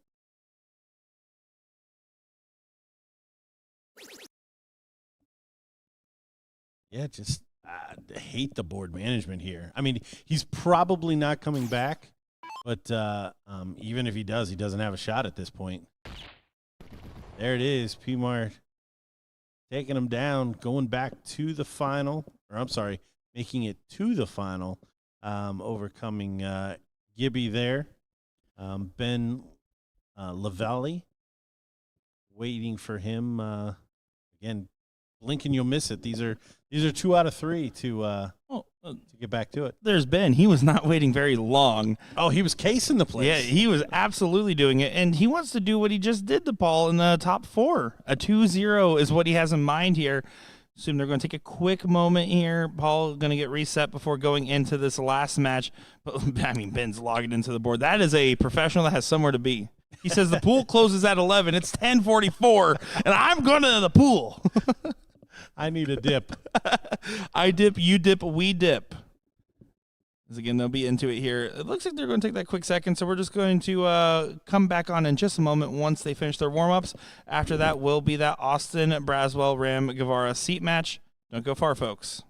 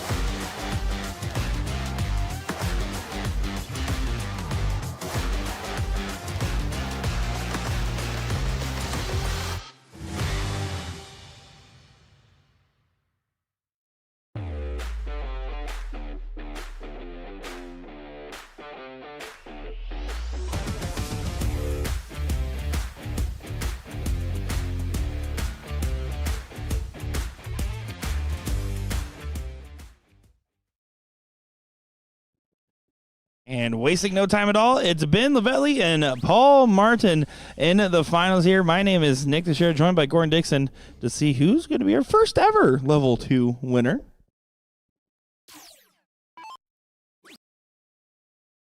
Gordon, what are you thinking about this one? Well, it's tough to get to bet against Ben. Obviously, with the seed, he's going to have to be double dipped. I thought the level of play from Ben against Paul was just a half a click better than what we saw at a P-Mart, but he's going to make a good account of himself, clearly. Yeah, of course. It's the finals. You have to, but you're right. Ben did get 2-0 over Paul earlier, and we saw Ben do a great performance against Aaron. But, I mean, again, Ben was casing the joint, as you put it. He was hanging around, and he was throwing warm-up darts as soon as they finished congratulating each other on the great match. And we're going to really have to see how that momentum rides. This first leg is going to favor Paul, of course, in this given situation. But if Ben can pull together 6 really good darts, it changes things. Well, we saw Paul get kind of hucklebucked in the first leg against Aaron in the last match. So it'll be interesting to see the setup shot here from Ben and where that lands, which is best case scenario minus 180. So there's going to be a pretty straightforward finish for both these guys. Bull, bull, double. Can they stay straight? That's fine. Still an option. That's fine. What a find. He whips in the double bull. Living clean with the fallout still leaving him a 2-darter.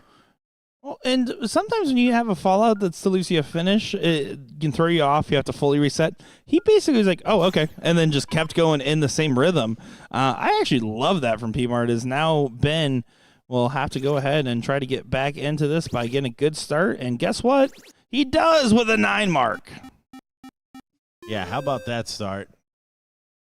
Moving around the board.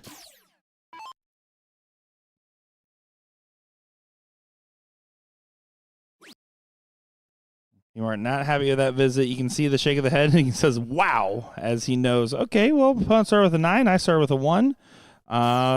Thanks for coming. Let's go to game 3. Yeah. Well, maybe not. Uh-oh. Well, job done. Keeps him clearly at arm's length here, even with a 9-mark return.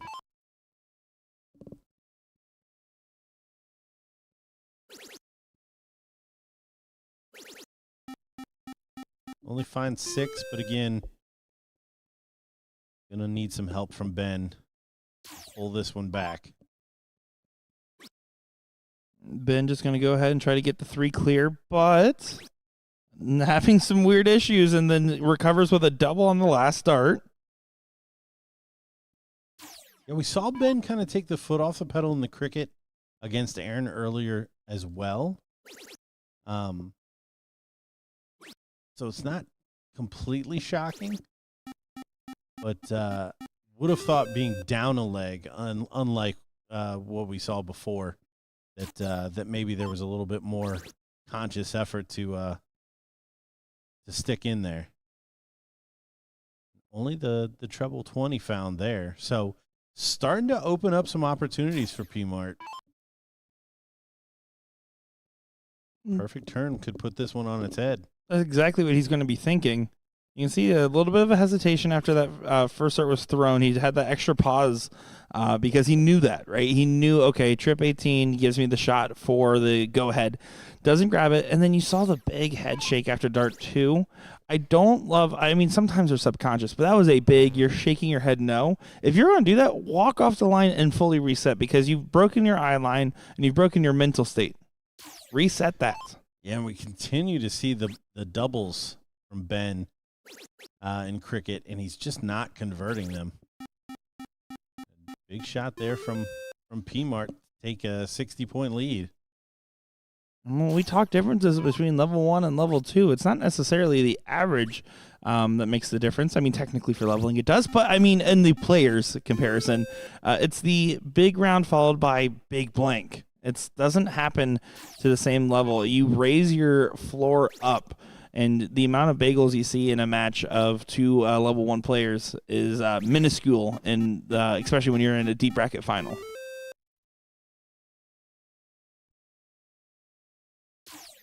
Yeah, lead cut to 56. So see a couple of treble 20s go in there. Still staying on that double, but at least misses inside this time.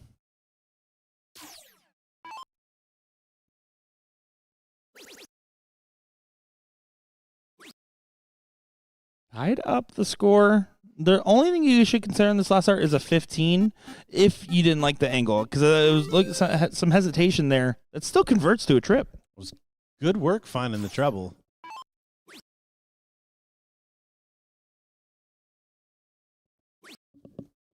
And a little loose. He's okay with a point deficit. Down a leg. Don't love it. We'll see if P-Mart can convert. Big moment. First. Doesn't swing. You have to swing that, right? You're only going to get 1, maybe 2 opportunities when you're 15s versus 20s and 19s to have a reasonable shot, let alone a shot where you have the point lead. Yes, it's only 2 darts to close 2 numbers, but yes, he can hit it.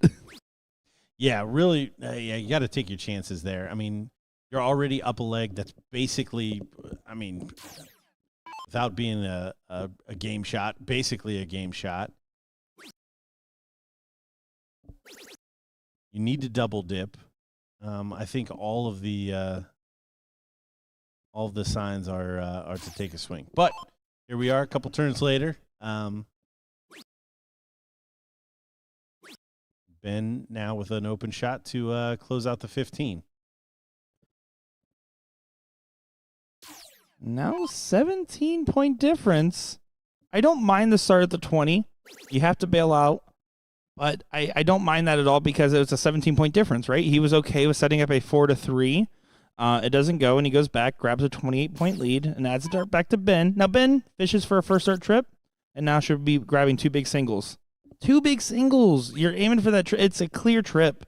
You have to dial it in, especially in this type of position. And Once again, this is board management. This is kind of what separates those levels. We were talking about it, even beyond average. Obviously, that plays a factor. And P-Mart looking for a big stick here. oh, this is the shot. He just barely misses it. But it's all the way down to a 2 mark here for Ben to secure the lead going into bullseyes. Drills the single. Needs to find at least 120. And he pulls it wide left. This first set might be going Paul's direction. Big single 20. Double bull, single bull. Double bull for the set. There it is. What a shot. Just absolutely abysmal board management from Ben there with the start. P-Mart doing good things to pull it out. And things that are not ideal is losing because of arithmetic errors, losing because of board management errors, because Ben absolutely had that leg and should have been in the last leg decider. He dominated in the prior matches leading up to this point. Don't overthink it, but also sometimes don't underthink it. Take a moment there, approach that line with a game plan, because right here, Paul misses the diddle at the start, reset. You have no choice to. Short runway. Just 3 legs at max left in this level 2 bracket. And again, just not taking the time to get set. You see the wry smile from Ben. He loses a cork where P-Mart was 3 or 4 holes out, and Ben snatching the loss from the jaws of victory yet again.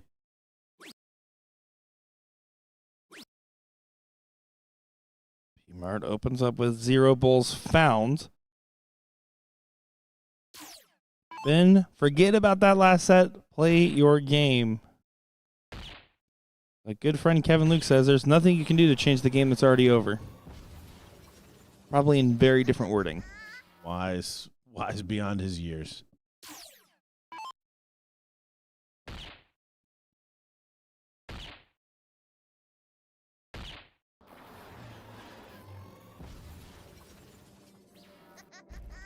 good turn deserves another.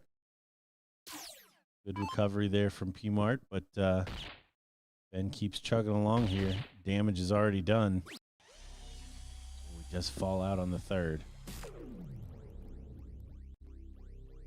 And at this point, you're thinking 307 hat trick for the high ton.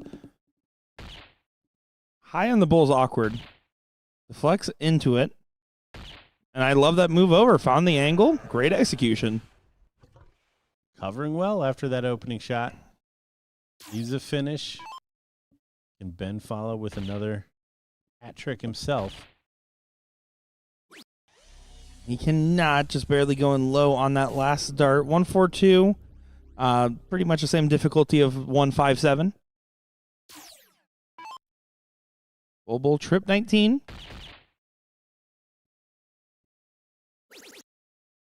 Oh, look at this.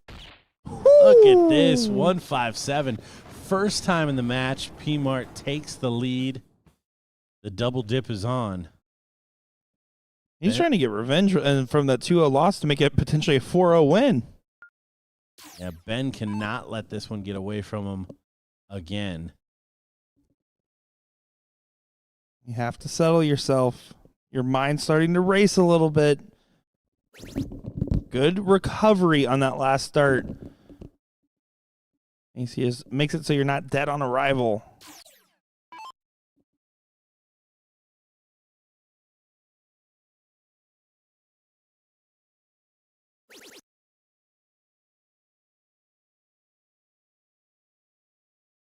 And only 3. So it looks like Ben got away with a little one here.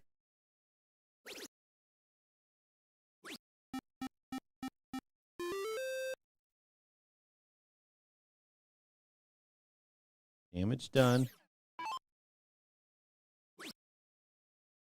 All choosing to go to the 17s. Only a single. So maybe nerves leaking in here a little bit. I would think that has to be playing a factor. To be fair, what we have seen from Paul so far is feast or famine. It is hitting the big clutch shot, or it is missing some wide left and right. And I think that's a result of that fall through that we were talking about earlier. And the unique action is it's all based on his own feel of the dart. That's the only way you can manage a form like that. And when you feel good, you feel real good. Yeah, I think that's a good call out in terms of the consistency and why we see a little fluctuation there.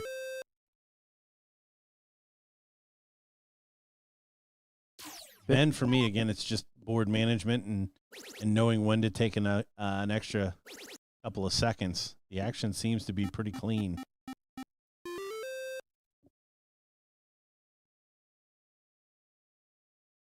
Yeah, there's not much to dislike about it.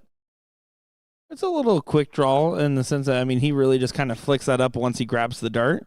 But the actual base mechanics follow through. Everything else looks fine. Elbow's nice and straight. So, turning point shot here. Oh, does he stay there? Does. He doesn't find it, though. I like that spot up a leg. Going for a double dip. Well, the other guy's struggling. You want him to continue to feel that heat, be on his coattails.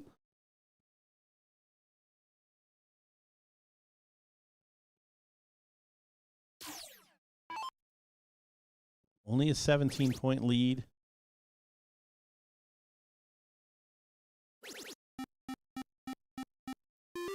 All does find the 6 mark.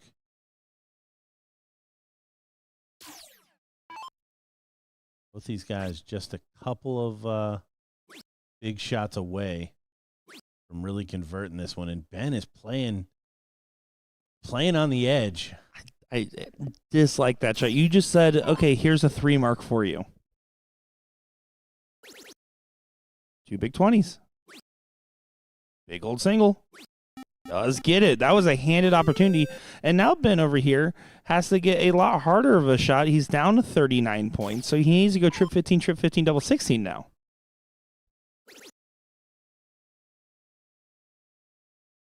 only finds 4 of them. So now 3 clear. Give him the point lead into the bull. Oh, and he snags another 48. Brutal shot. Playing it smart. This one looking like it's going to be a double dip. 4 legs straight for Paul. The man known as P-Mart. Don't Google that. It's a family business.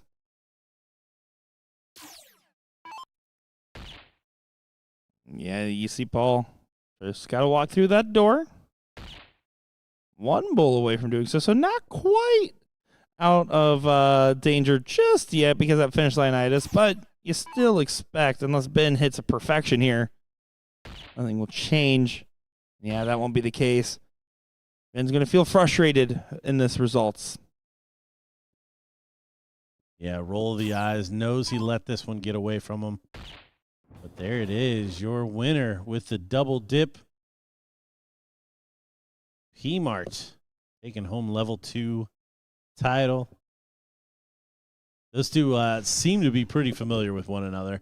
Yeah, they absolutely are giving off that energy there. As now coming up is going to be Austin Braswell and Ram Guevara, and what should be a great matchup for the seat. After that match, we'll go into 3rd place and finals of your level 1 bracket. Nick Teixeira joined by Gordon Dixon and Will Stewart. We'll be back in just a moment's time to continue our coverage here of the BullShooter Regional here in Orlando, Florida at the Hilton Orlando.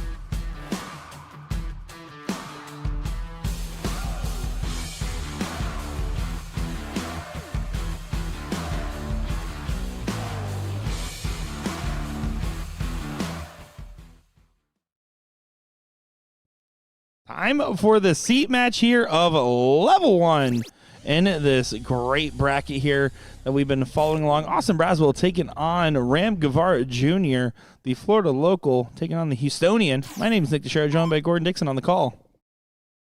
Yeah, excited to get this one underway.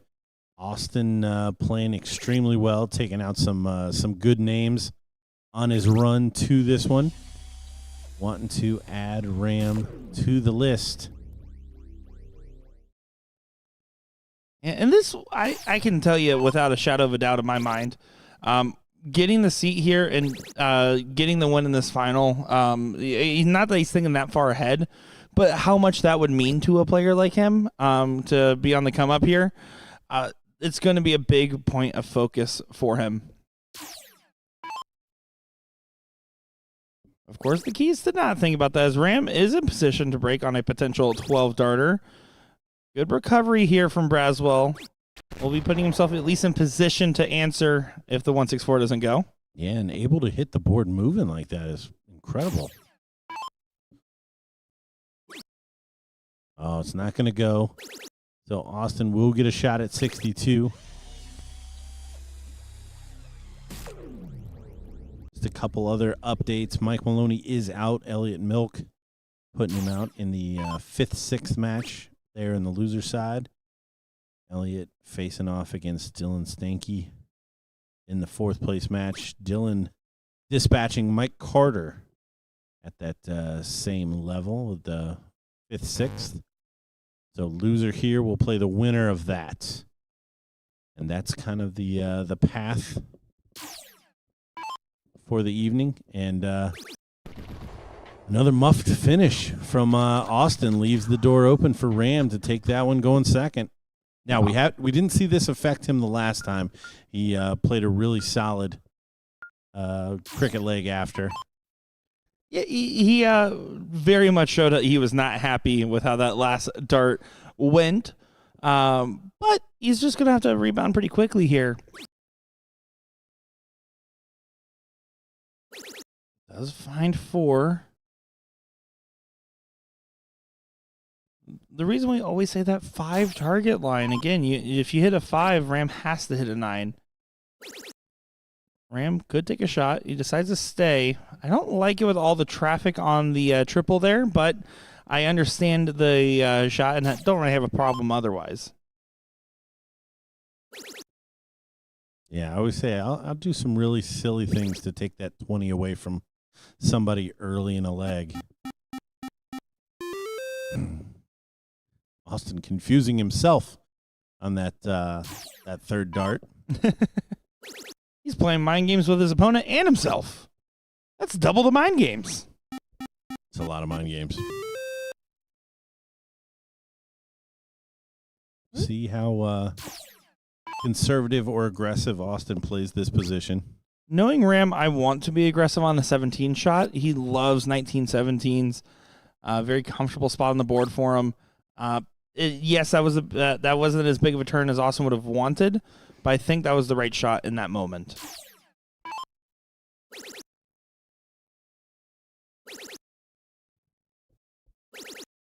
Yeah. I think Austin did the wrong shot in that moment. Yeah, just when you hit 3 singles, especially that 3rd dart where you know he's just trying to throw fat to close the 17s. That's the only reason I disagree with that particular shot, because at this level, you're in the king seat match. Your darts are worth triples. And early in this leg, you basically gave one of them away for a single.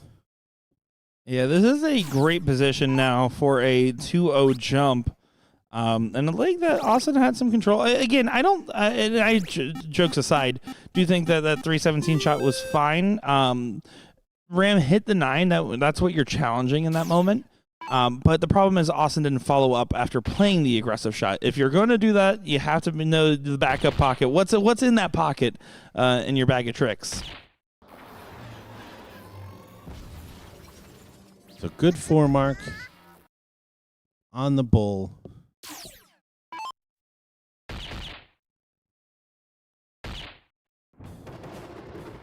Somebody is back there Yeah, they're having a fun time with that camera right now. I can tell you that much. Hammering that camera. Someone that probably doesn't realize that it's not a lean-to. Is that Kevin Luke on the cameras? No, I'm just kidding. I'm just kidding. You got jokes. Me? Yeah, it's pretty much most of my bit is that I got jokes and that's it. Oh, saver. Saver shot there from Austin.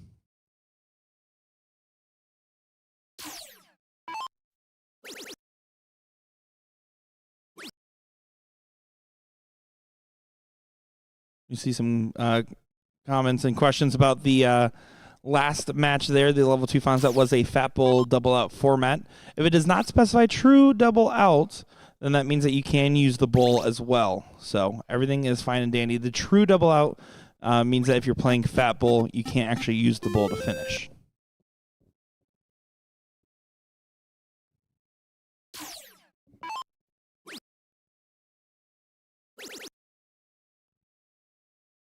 Ram doesn't find it on the last start. You felt like you had a good spot on it. Yeah, Ram definitely going to be a little frustrated with that one, but a 2-0 lead in the king seat match. There's worse positions to miss a triple.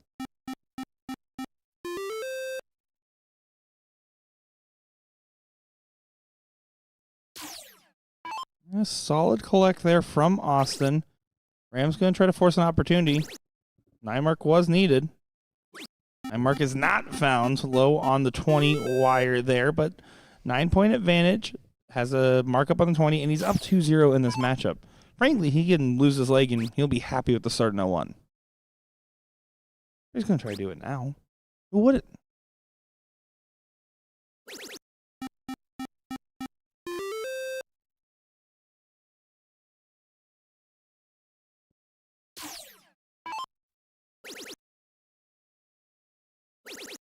Ram's so good.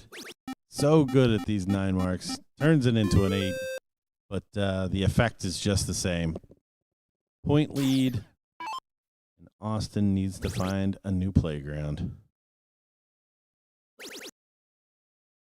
You going to return the favor? Stays there.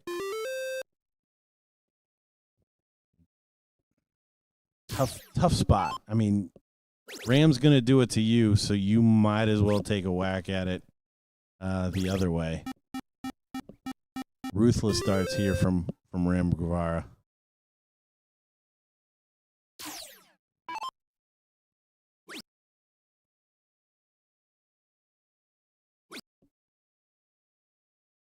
Austin getting super frustrated now.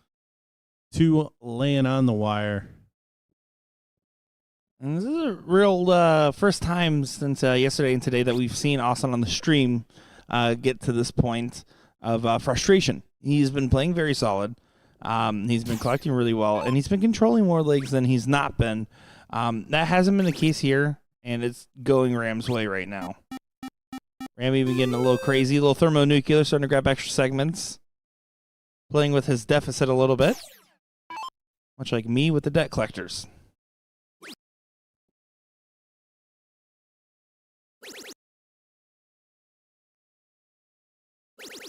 Yeah, just allowing Austin to kind of tee off on that 18.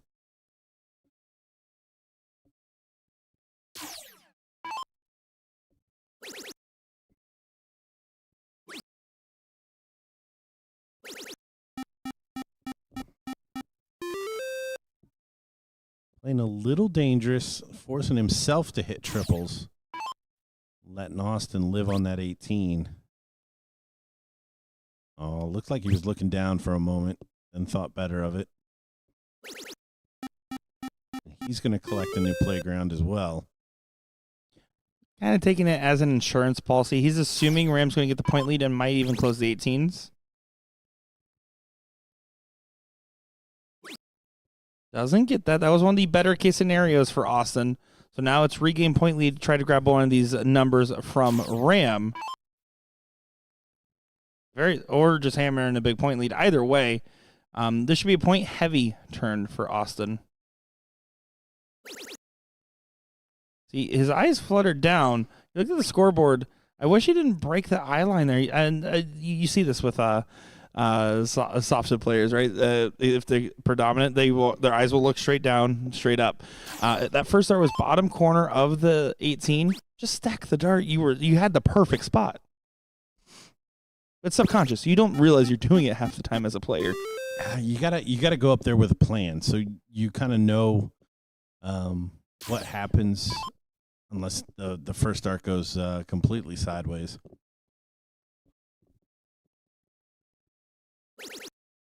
It's around the brutal blocker. Yeah, that's a really good dart. Find the treble 15. Can't do it twice though.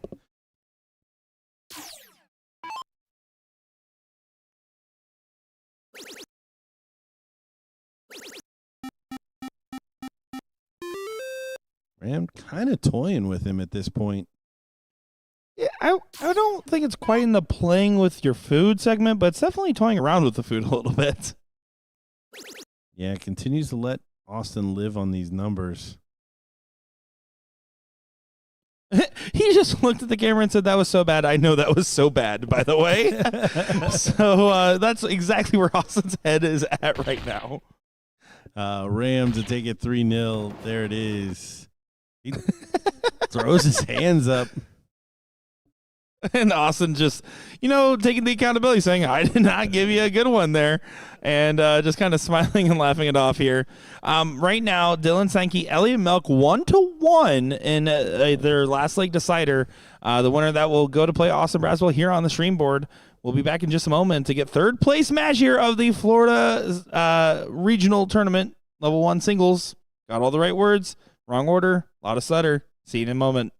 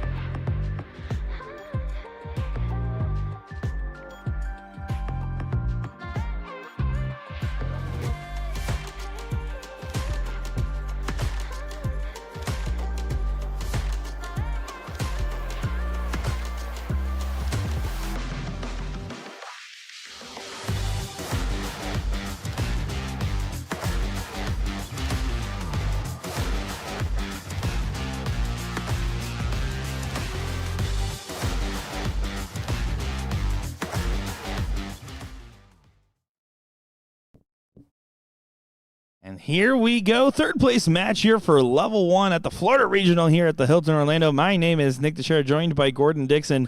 Dylan Steinke taking on Austin Braswell. This should be a very interesting matchup here because Austin showed some different signs of his game earlier. And honestly, so did Dylan. Yeah, it's going to be interesting to see how he bounces back from that 3-0 that Ram just handed him. Dylan, not the most consistent on our stream thus far either, but a big win over Elliott Milk. So perhaps he's pulling it together. It clearly was on the path of recovery. Single 20 does clean up, so recovered his start with a little bit of lost ground.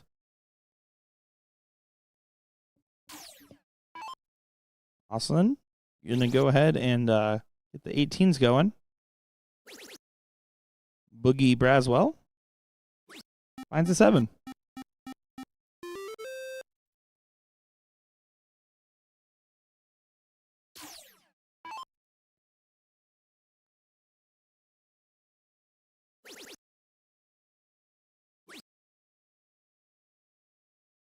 You can see Dylan there does go ahead and try to find a little bit of magic on the 18s.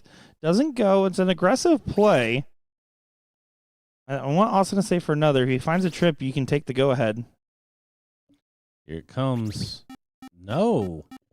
Ugh. I mean, you can't fault it if it's a 9, right? It's a 9 pointing. Yeah, but looks like he's going to get away from it, or get away with it. Got a clean shot now if he wants to take it on the 19, then grab some 18s or slide over to the 17. So definitely gave him options.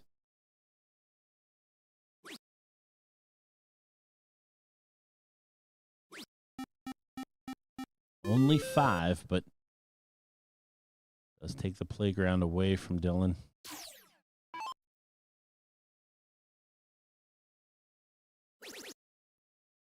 That's important to note, right? When we talk about board management, we talk about shot selections.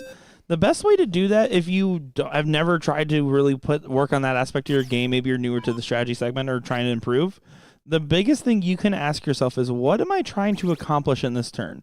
What is the ideal shot? This is the shot I'm going to do, and this is what happens if I miss. Have that full game plan. But again, ask yourself, what is the goal?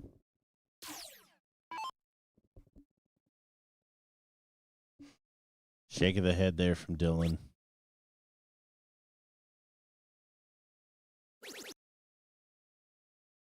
Finds the treble. But Austin with the 6-2-0 looking very likely here.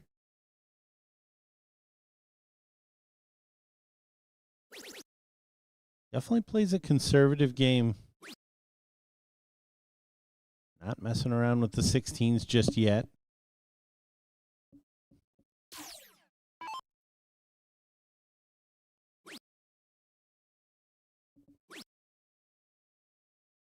Harry, that is correct. He hit a correct shot to take the out there. You were allowed to fat bull out in that format, Harry. That is level 2. The different format than we're following along here.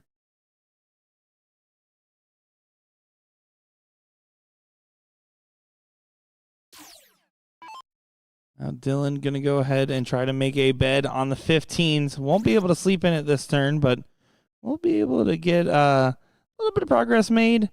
Needed that last start to be in his favor. Not going to dissuade Austin at all from just going right at this and playing aggressive on the close. Good first start. 3 bulls will take us to the next leg. And for as good as Austin's triples, especially on the 20, have been, because we saw it in the Invitational, his bulls have been a little lackluster. I mean, that's how we lost a leg earlier, was missing these clear attempts at the bull. Still recovers with a double in this instance, but it is a thing of note, given his game and performance right now. Yeah, I believe that left the door open for Mike Maloney to come back in.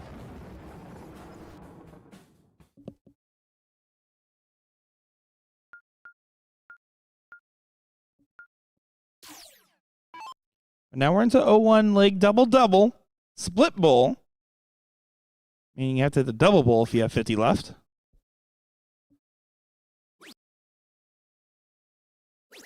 Dylan doesn't find a good recovery, but your goal is somewhere between that 80 to 100 range, right? You want a good double and a good triple.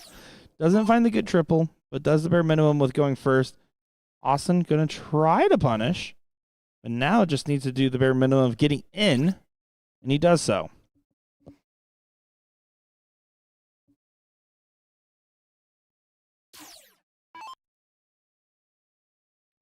First, if you guys want to get involved with the BullShooter Tour, this is season XL. That's 40. 40 years of this bad boy. Go over to BullShooter.com for more info. As stops get confirmed and get announced, we will be going ahead and updating on the website. And of course, follow us here on Facebook, BullShooter World Tour, where you'll also get all those updates. Of course, all of our other social media platforms as well, as Austin Braswell gets a 180 there. Yeah, big shot. Trying to look at a 2-0 lead here. I'm sorry, trying to close this out. This is the losers bracket. Loser takes third match of our level 1. Is best of 3. Another big shot here. Could be looking at a finish.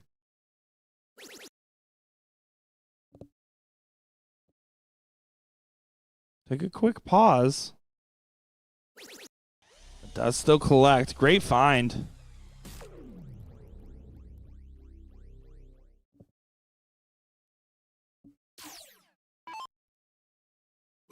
Setup shot for Dylan. Going to be better than 149. How much better? Single triple out. Much better than the 2 triple out Austin's looking at. See if he can get the combination started. He can. Treble 19. Double 16. Oh, and he just missed into the 3. And the 20 has been automatic. You almost expected him to have at least the first start in the bag. Nothing wrong with that 19. Just pulled right. Does Dylan capitalize? This is a make or break moment too. Again, Dylan, we talk again newer to this level of play. This is a big pressure moment. It's not going to go in his favor. Yeah, I don't hate it. Had to go. He had to marker dart on the 20, or what he felt was a marker dart on the 20. And Austin Braswell to go back to the finals here in level 1. Double top.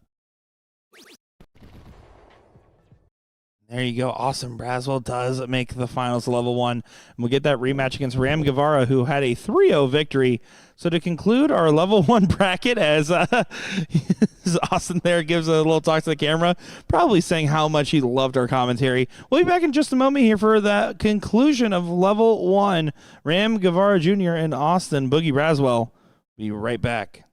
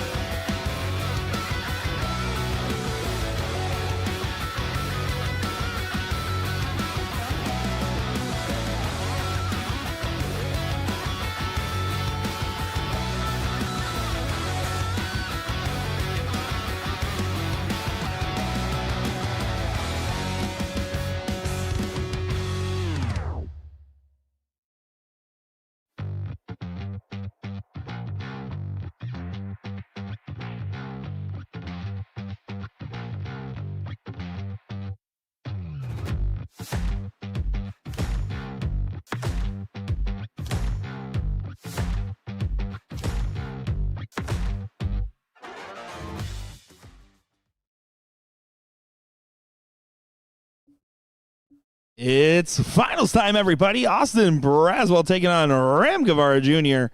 My name is Nick Teixeira, joined by Gordon Dixon. Gordon, Ram looked real Ram tough in that seat match. What do you think?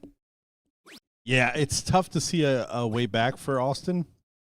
Again, we've got a little bit of a break between the last time Ram played and obviously Austin coming off a 2-0 win over Dylan in the third place match. I can't imagine that it's enough to really throw Ram off his game. But Austin has continued to find that treble 20 consistently. It's just, can he continue to do it with the firepower that Ram's going to bring? It was a 3-0 victory in the King Seat match. Can't see this one.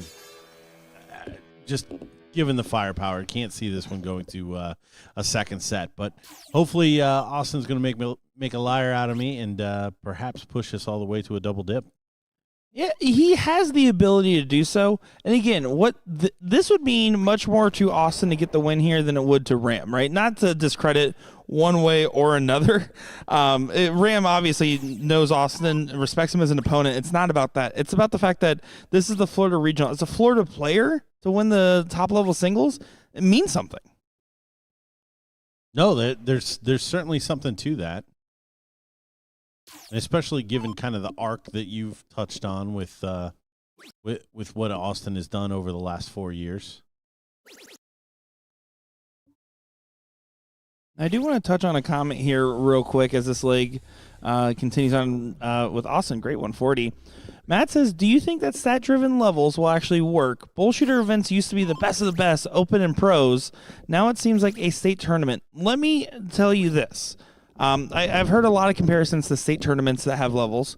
The difference is a state tournament is the final of your respective vendors' leagues, and everything else comes together to play in a state tournament. As Austin Braswell needs double 18 to get the first leg on the board. So when you play your league, you play your whole in-house or whatever else you play to get to your state tournament. That is the culmination of it all, right? To play in that. These are just the regional base events.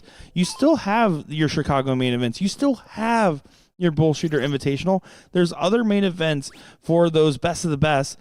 And we want to have an opportunity to expand the total atmosphere of players to give more opportunities for women of every level, for men of every level, and to make a system that's fair, because we realized after a while that the system we had, while we loved, had flaws in it that were not fair to everybody playing in those events. And so, yes, to your question, Matt, I do think it will work, and I think it will give opportunities to see a lot of new faces win in different levels.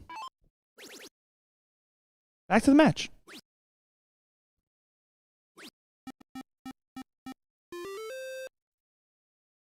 I'm kind of tossing around the board there, still averaging 6. 5 marks a turn for Austin. Again, allowing them to live on these numbers. We saw this tactic the last time they played in the cricket legs. I'm happy to kind of close around.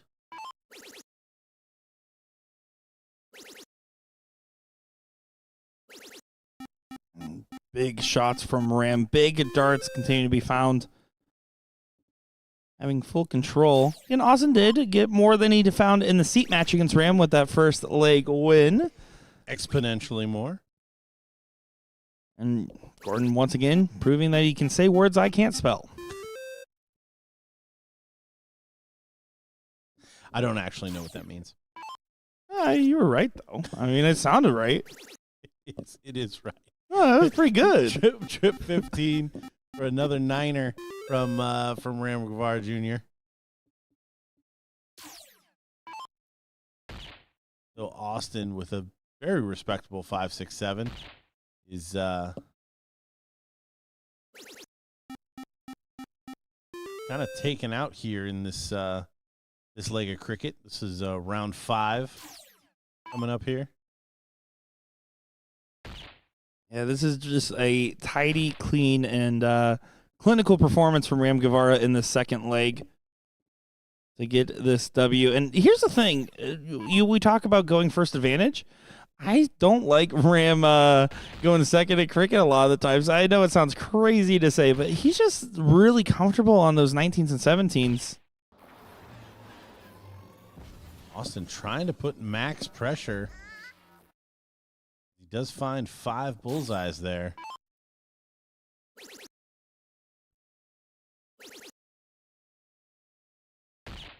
Ram cleans it up with 2 treble 20s and a bull. Yeah, just great performance from Ram. 9 mark, marked up the bull, and then went back for a trip to find the last bull needed. 1-1. Austin needs to do some tone setting in this and say, I can do it too. This is a leg where you really want to say, okay, here's your 6+. He's been hitting those 20s well. And you continue. Finds a 7. You're going to be happy with that.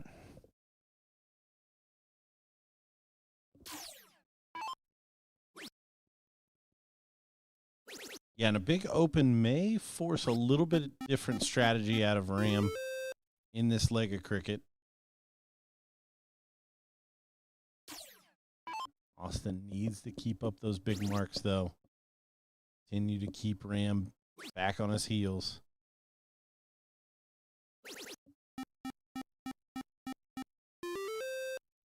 And I like the conservative play here from him.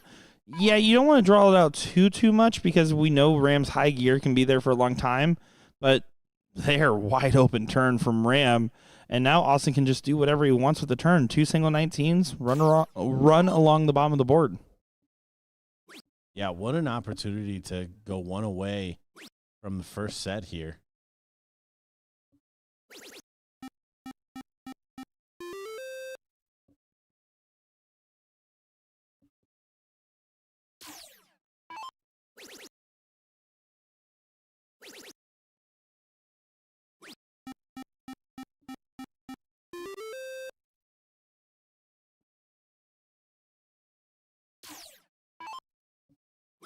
Austin needs to stay tactful. Don't let any opportunities start to creep in, and that's exactly what he's doing with those 18 grabs. 90-point advantage. Decided to just go ahead and expand that to a 110. Great position to find yourself because now Ram, even if he hits the 9, has no chance to be able to get back into the point lead here.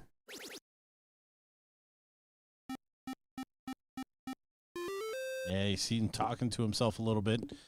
This is not the best cricket leg that we've seen, but honestly, it's forced errors. Austin has started this leg well and has continued to keep the pressure on him. And every time Ram has missed one of those darts for additional close or additional points, Austin has stepped right back up there. And that discipline, single 16, trip 16, back to the 20s. He didn't go for that big shot, the 15. He wanted to try to expand a little bit and make sure that his 20s and 17s weren't at jeopardy. Oh, where will Austin go now? Oh, you'll find the treble 15. The second dart is cashing in for him right now. That is 3 closes in a row on the second dart. Yes, 67-point deficit here. Macy close around. No, he's just going to stick with the double bulls. He would have loved to have that one, to have the dart, the lead there. Yeah, you were trying to add a dart to your opponent's throw. Now, also with this bulls, I don't love the start, but he does find the first. And the second. Looking for one more.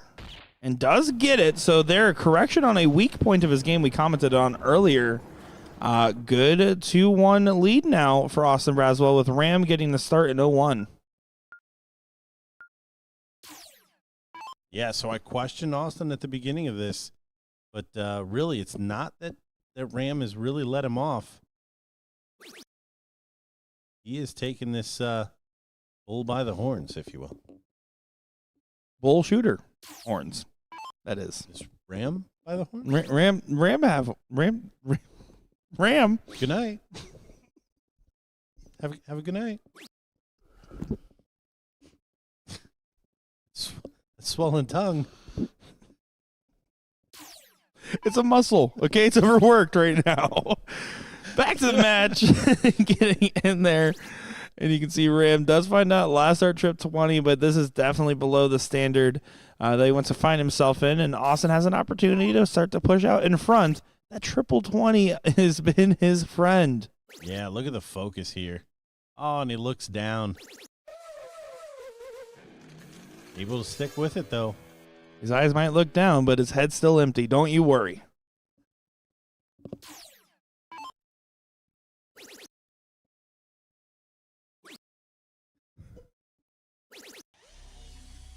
More words from Nick. I got more if you want. Austin with a setup shot here.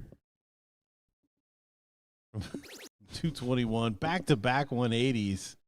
On the cards. Look at that. Looking to take this first set. I said I would happily eat my words. Because this is not any signs of what we saw in that third place or that seat match. Not at all. And this is the type of turnaround you need. Now, will he have a little bit of the Caitlin Myers effect, right? Where we saw that very good first set against Paula and then a much more nervy, tight set where Paula ended up getting the win 5-3. That's going to be the question. Oh, unlucky. One more. Oh, and he leaves it open. Now this would be brutal. 160, trip 20, double top. Shot is on. Oh, no more. So Austin Braswell stepping up here. Take the first set. Send this one to a decider. I knew it was going to happen. The whole time. And I can speak very well. They're not going to waste any time. They're going to get right into the diddle here, going in to the deciding set to be a level 1 champion, top level here at Orlando, Florida, the first regional stop of the 40th tour here at the Hilton Orlando, which we haven't really talked about it much. We did a great hotel that we're staying at here with the wonderful lazy river and water park and great accommodations. Very thankful for them letting us be here at their venue. Swap teams as Ram gets us started. Players exchange niceties. Ram with the starts. Little trouble last time in second dart here. We know this man can hit triple 20s. Can he get away first dart and put some real pressure on this Ram start? It looked a bit unlucky to me. Does find it with the third, and was it giant from Ram to begin with? He's done a good job on that third dart to find the double 16 on the switch. It's happened a couple times now for him. It's needed, right? You're basically chalk right now, and it's triple 20's Austin strong suit, and Ram falling off a cliff a little bit, especially compared to where we would expect him to be right now. Yeah, Austin gonna feel this too. Again, he has been hitting that treble 20 with a lot of regularity. On the bottom side, good position. Loves it. Finds a 140. Continues to do so. Ram needs a 140 or a 180 just to keep Austin at arm's length. And look at him burying it. Well, he's a good listener. Ram is. He really is. He really is. Of course, Austin going to have to try to keep up with the same pursuit. Floats that first start, needs to reset. Finds right back to home. Yeah, disappointing first. Didn't really leave him any options to get to that finish first. So Ram going to have 6 starts from 198. Coming off of 180. I don't imagine he's going to continue. Keep the pressure on here. Should be 54 for 24. And there it is. So we saw back-to-back 9 marks in the cricket leg. for Ram. We saw back-to-back 180s for Austin. And here we have back-to-back 3 triple turns for Ram in the first leg here in the second set. After his first 2 turns were downright disappointing, right? I mean, barely just does the bare minimum on the end and then hits a last start saving on the trip 19. Now is in a position here to take this first leg, and it does do so. Ram Guevara back in the lead in this matchup.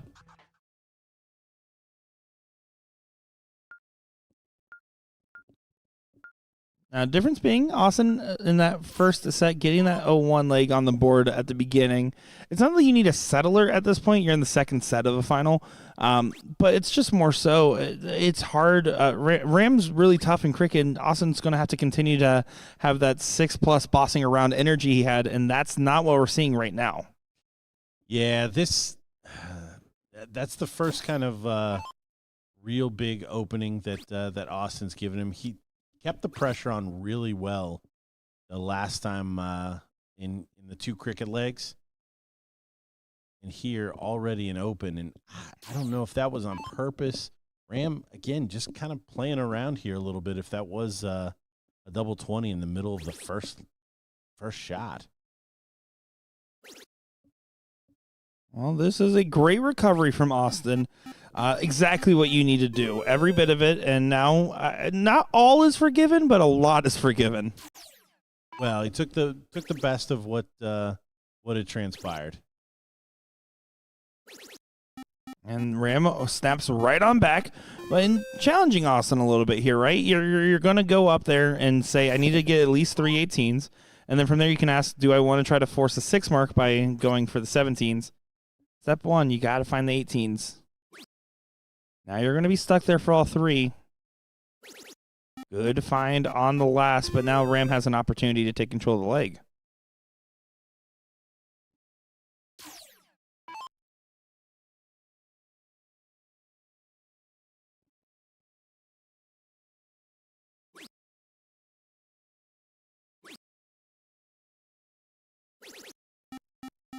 Good last there from Ram. That was a tougher dart than it looked like.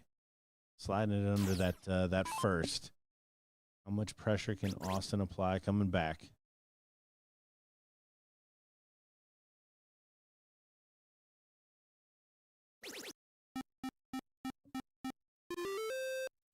It's a solid visit, finding 6. It forces Ram now to find 2 trips on the 16 here.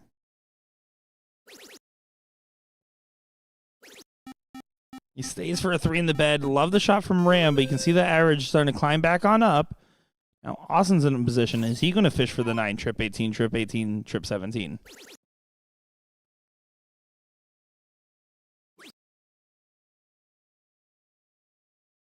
Oh, he wanted that one. He finds 2 trebles. That was an important dart.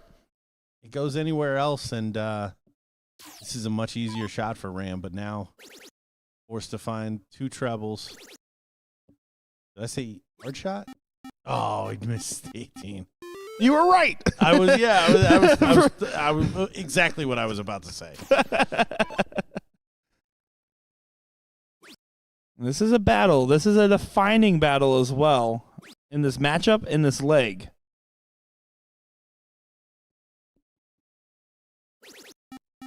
And another good find. Steps off to the side, finds an angle, buries the treble 18, but Ram continuing to chip away on the lower number.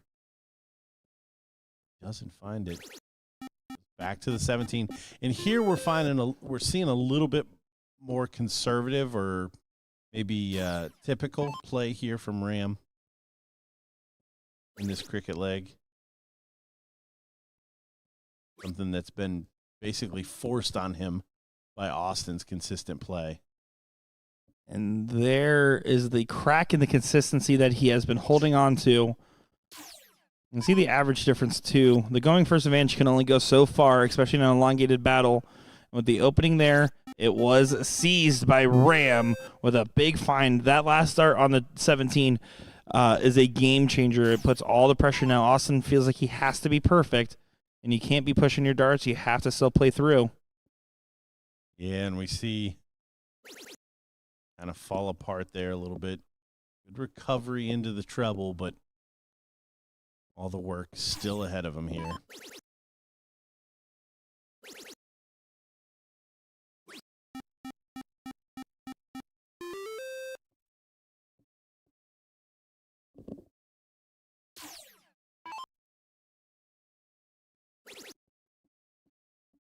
Austin fights and fights.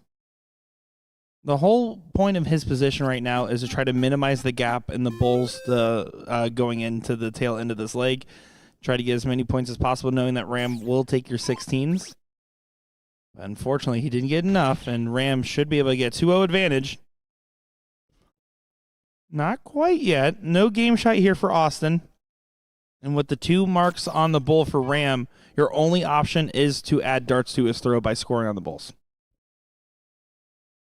The eye roll was felt all the way from the commentary room as Austin knew what that first start needed to be. Only grabs 2 bulls. Ram Guevara about to have a 2-0 advantage.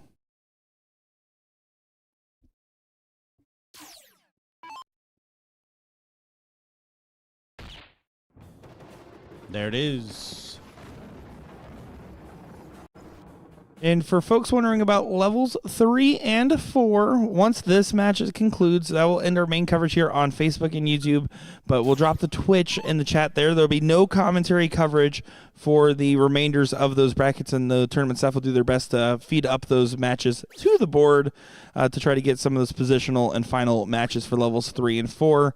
Link will be in the chat right here, twitch.tv/arachnid360 for no commentary coverage.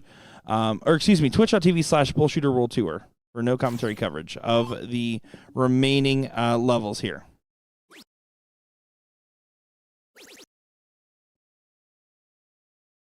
Rescuing the shot there from Ram.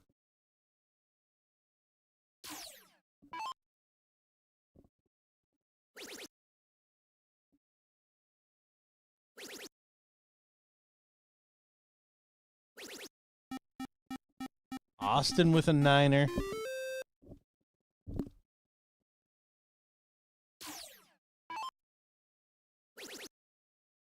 I'm choosing to fight back there on the 16s.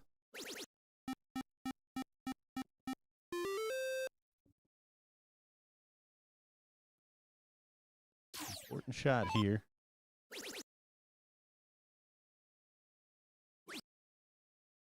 And this is a great rebound leg for the confidence right now from Austin. You're still going to have a tall task coming up here shortly if you get through the win on this leg.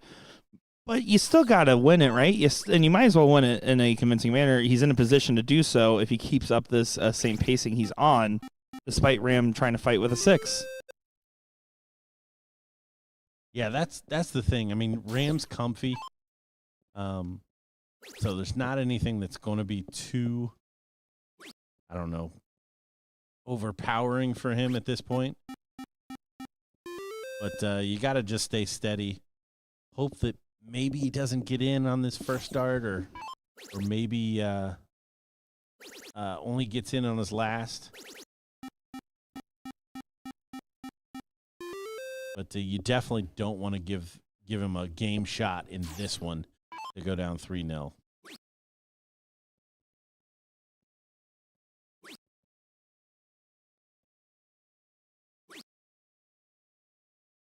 Oh. Left him the white horse. Wasn't on purpose. Can he convert? Can't. Back to the 15s.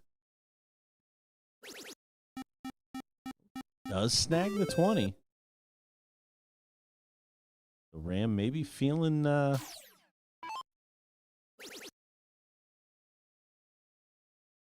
a shot here. Austin did take the swing at the 15. He took the stab on that last start. It was a riskier dart selection. But there was no way for Ram to close both numbers and have the point lead. 55 points of difference, so 4 mark needed before shooting the 15s.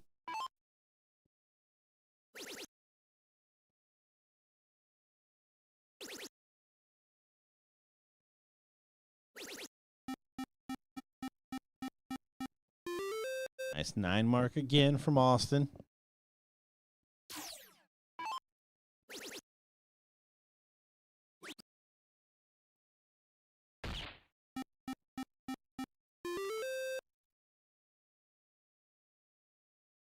Austin to go ahead and just clean this up. Oh. Grab the 2 big 15s. Grab the double instead. That's the other option. And then tried to pad a little bit on the tail end. At 47-point difference, a single would have added a bull. No game shot available for Ram. Going to be looking for 4 bulls. He chose to try to close on the 17-18 to make it 4-3. The math's fine, but I think I would have probably preferred the state in this given instance. 2 more to take us to another leg. And you see what that means to Austin. That was a really good fight for him.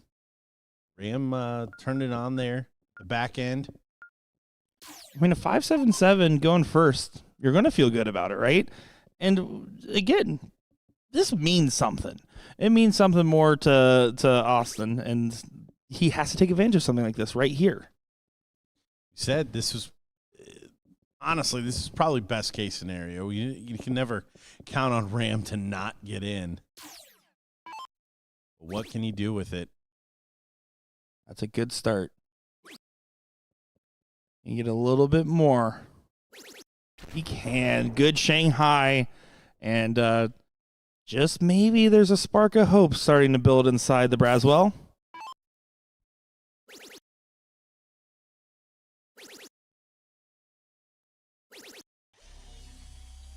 Ram's not going to make it easy, though.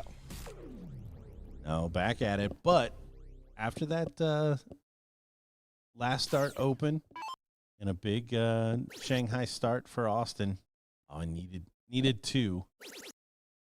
Still needs another. This one will keep him in good stead here. And it doesn't happen. And so now if you're looking at this, you're saying, okay, well, it's relatively close. It's basically chalk at this point. You kind of had early advantage. You lost it, but Ram gives it right back, and now you have another opportunity. When you get gifts, take them. Big moment here for Austin. Great first dart. Bottom of the bed. Plenty of room for him. Big 180. Leaves him a single triple finish here. How much pressure can Ram put on him? Yeah, Ram has to get to his own finish here. A little trickier now. Should be a bull. I like this, though.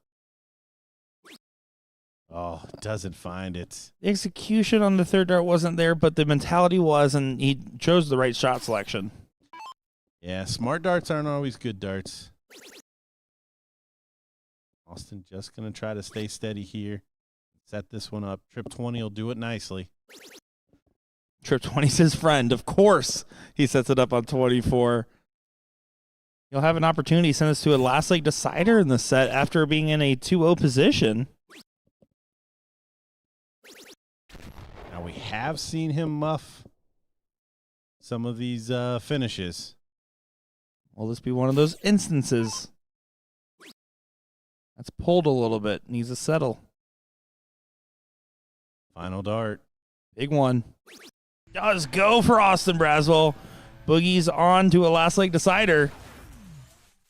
And now a diddle to define who will get the start in this 0-1 leg.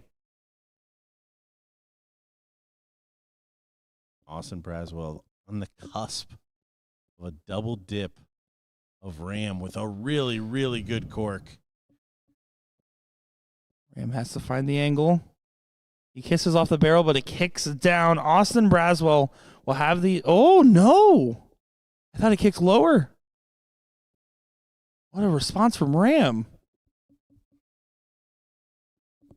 Did he fit another one in there?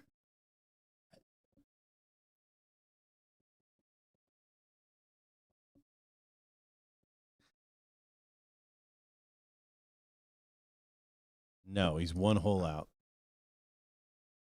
And Austin get above. No, he tried to place it. He had a great first diddle, great response by Ram, and now a troublesome position. Now, the good news for Austin is he just broke in a leg of double-double. Going to have to do it again for the title. But Ram, you think, is going to start better than he did last time. And he starts with perfection, a 160. What about that? Big-time shot from a big-time player in a big-time spot.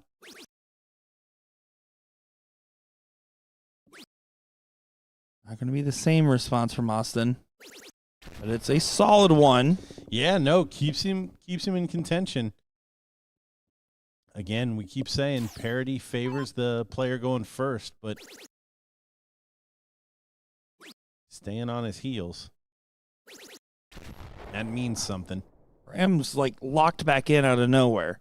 Not that he wasn't particularly locked in the cricket legs in the previous 0-1 leg, but I mean, this is just a pressure last leg decider where he's turning into a diamond. Yeah, and Austin just not able to keep up the level that we've seen. He's hit that trip 20 so well. Not able to catch here. Two-darter. Austin can leave a finish with a ton 80. It won't be here in the laugh, the reaction, these slump shoulders and the head down tells you all it needs to know. Ram after 9 sitting at 110, and Austin Braswell not in contention of the leg. It's unfortunate. Yeah, sticks with it. I mean, Austin just clicked up 2 gears to get to this point. And just fell 1 leg short. Even had a great cork, honestly, to put himself in a good spot. And this man right here, Ram, finds an equal one, and then puts it in there. Austin not able to convert as the Florida resident to win the Florida regional, but man, still a lot of growth there, I think, for him. 3-0 loss to Ram in that seat. A non-competitive seat match turns into a last leg decider of the final set. I'm going to take a moment here and show full bias. I am proud of my friend right there. I am proud of the run he did, and he fell short, all because of not getting that diddle, and it was a good fight. Austin Braswell, hold your head up high. It was a great run there. And, of course, hats off to Screwson Ram Guevara Jr. for getting a title here tonight in Level 1. Great final. Great showing for Level 1. And Level 2 that we saw the final of. Levels 3 and 4, reminder one last time, no commentary coverage over on twitch.tv/BullShooter World Tour. And we will be live tomorrow, I believe, at 11 a.m. Eastern time for our doubles coverage. My name's Nick Sher. Any final thoughts, Gordon? What a day of darts. Yeah, I'm going to sleep very well, and looking forward to being back at it tomorrow. Yeah, I'm certainly looking forward to it as well. Make sure to turn on that notification bell, hit a follow, and we will be seeing you soon. Thank you all so much for your love, support, and everything else in between. And guys, don't miss out. Whole weekend of action still. We'll be back. See you tomorrow, everybody.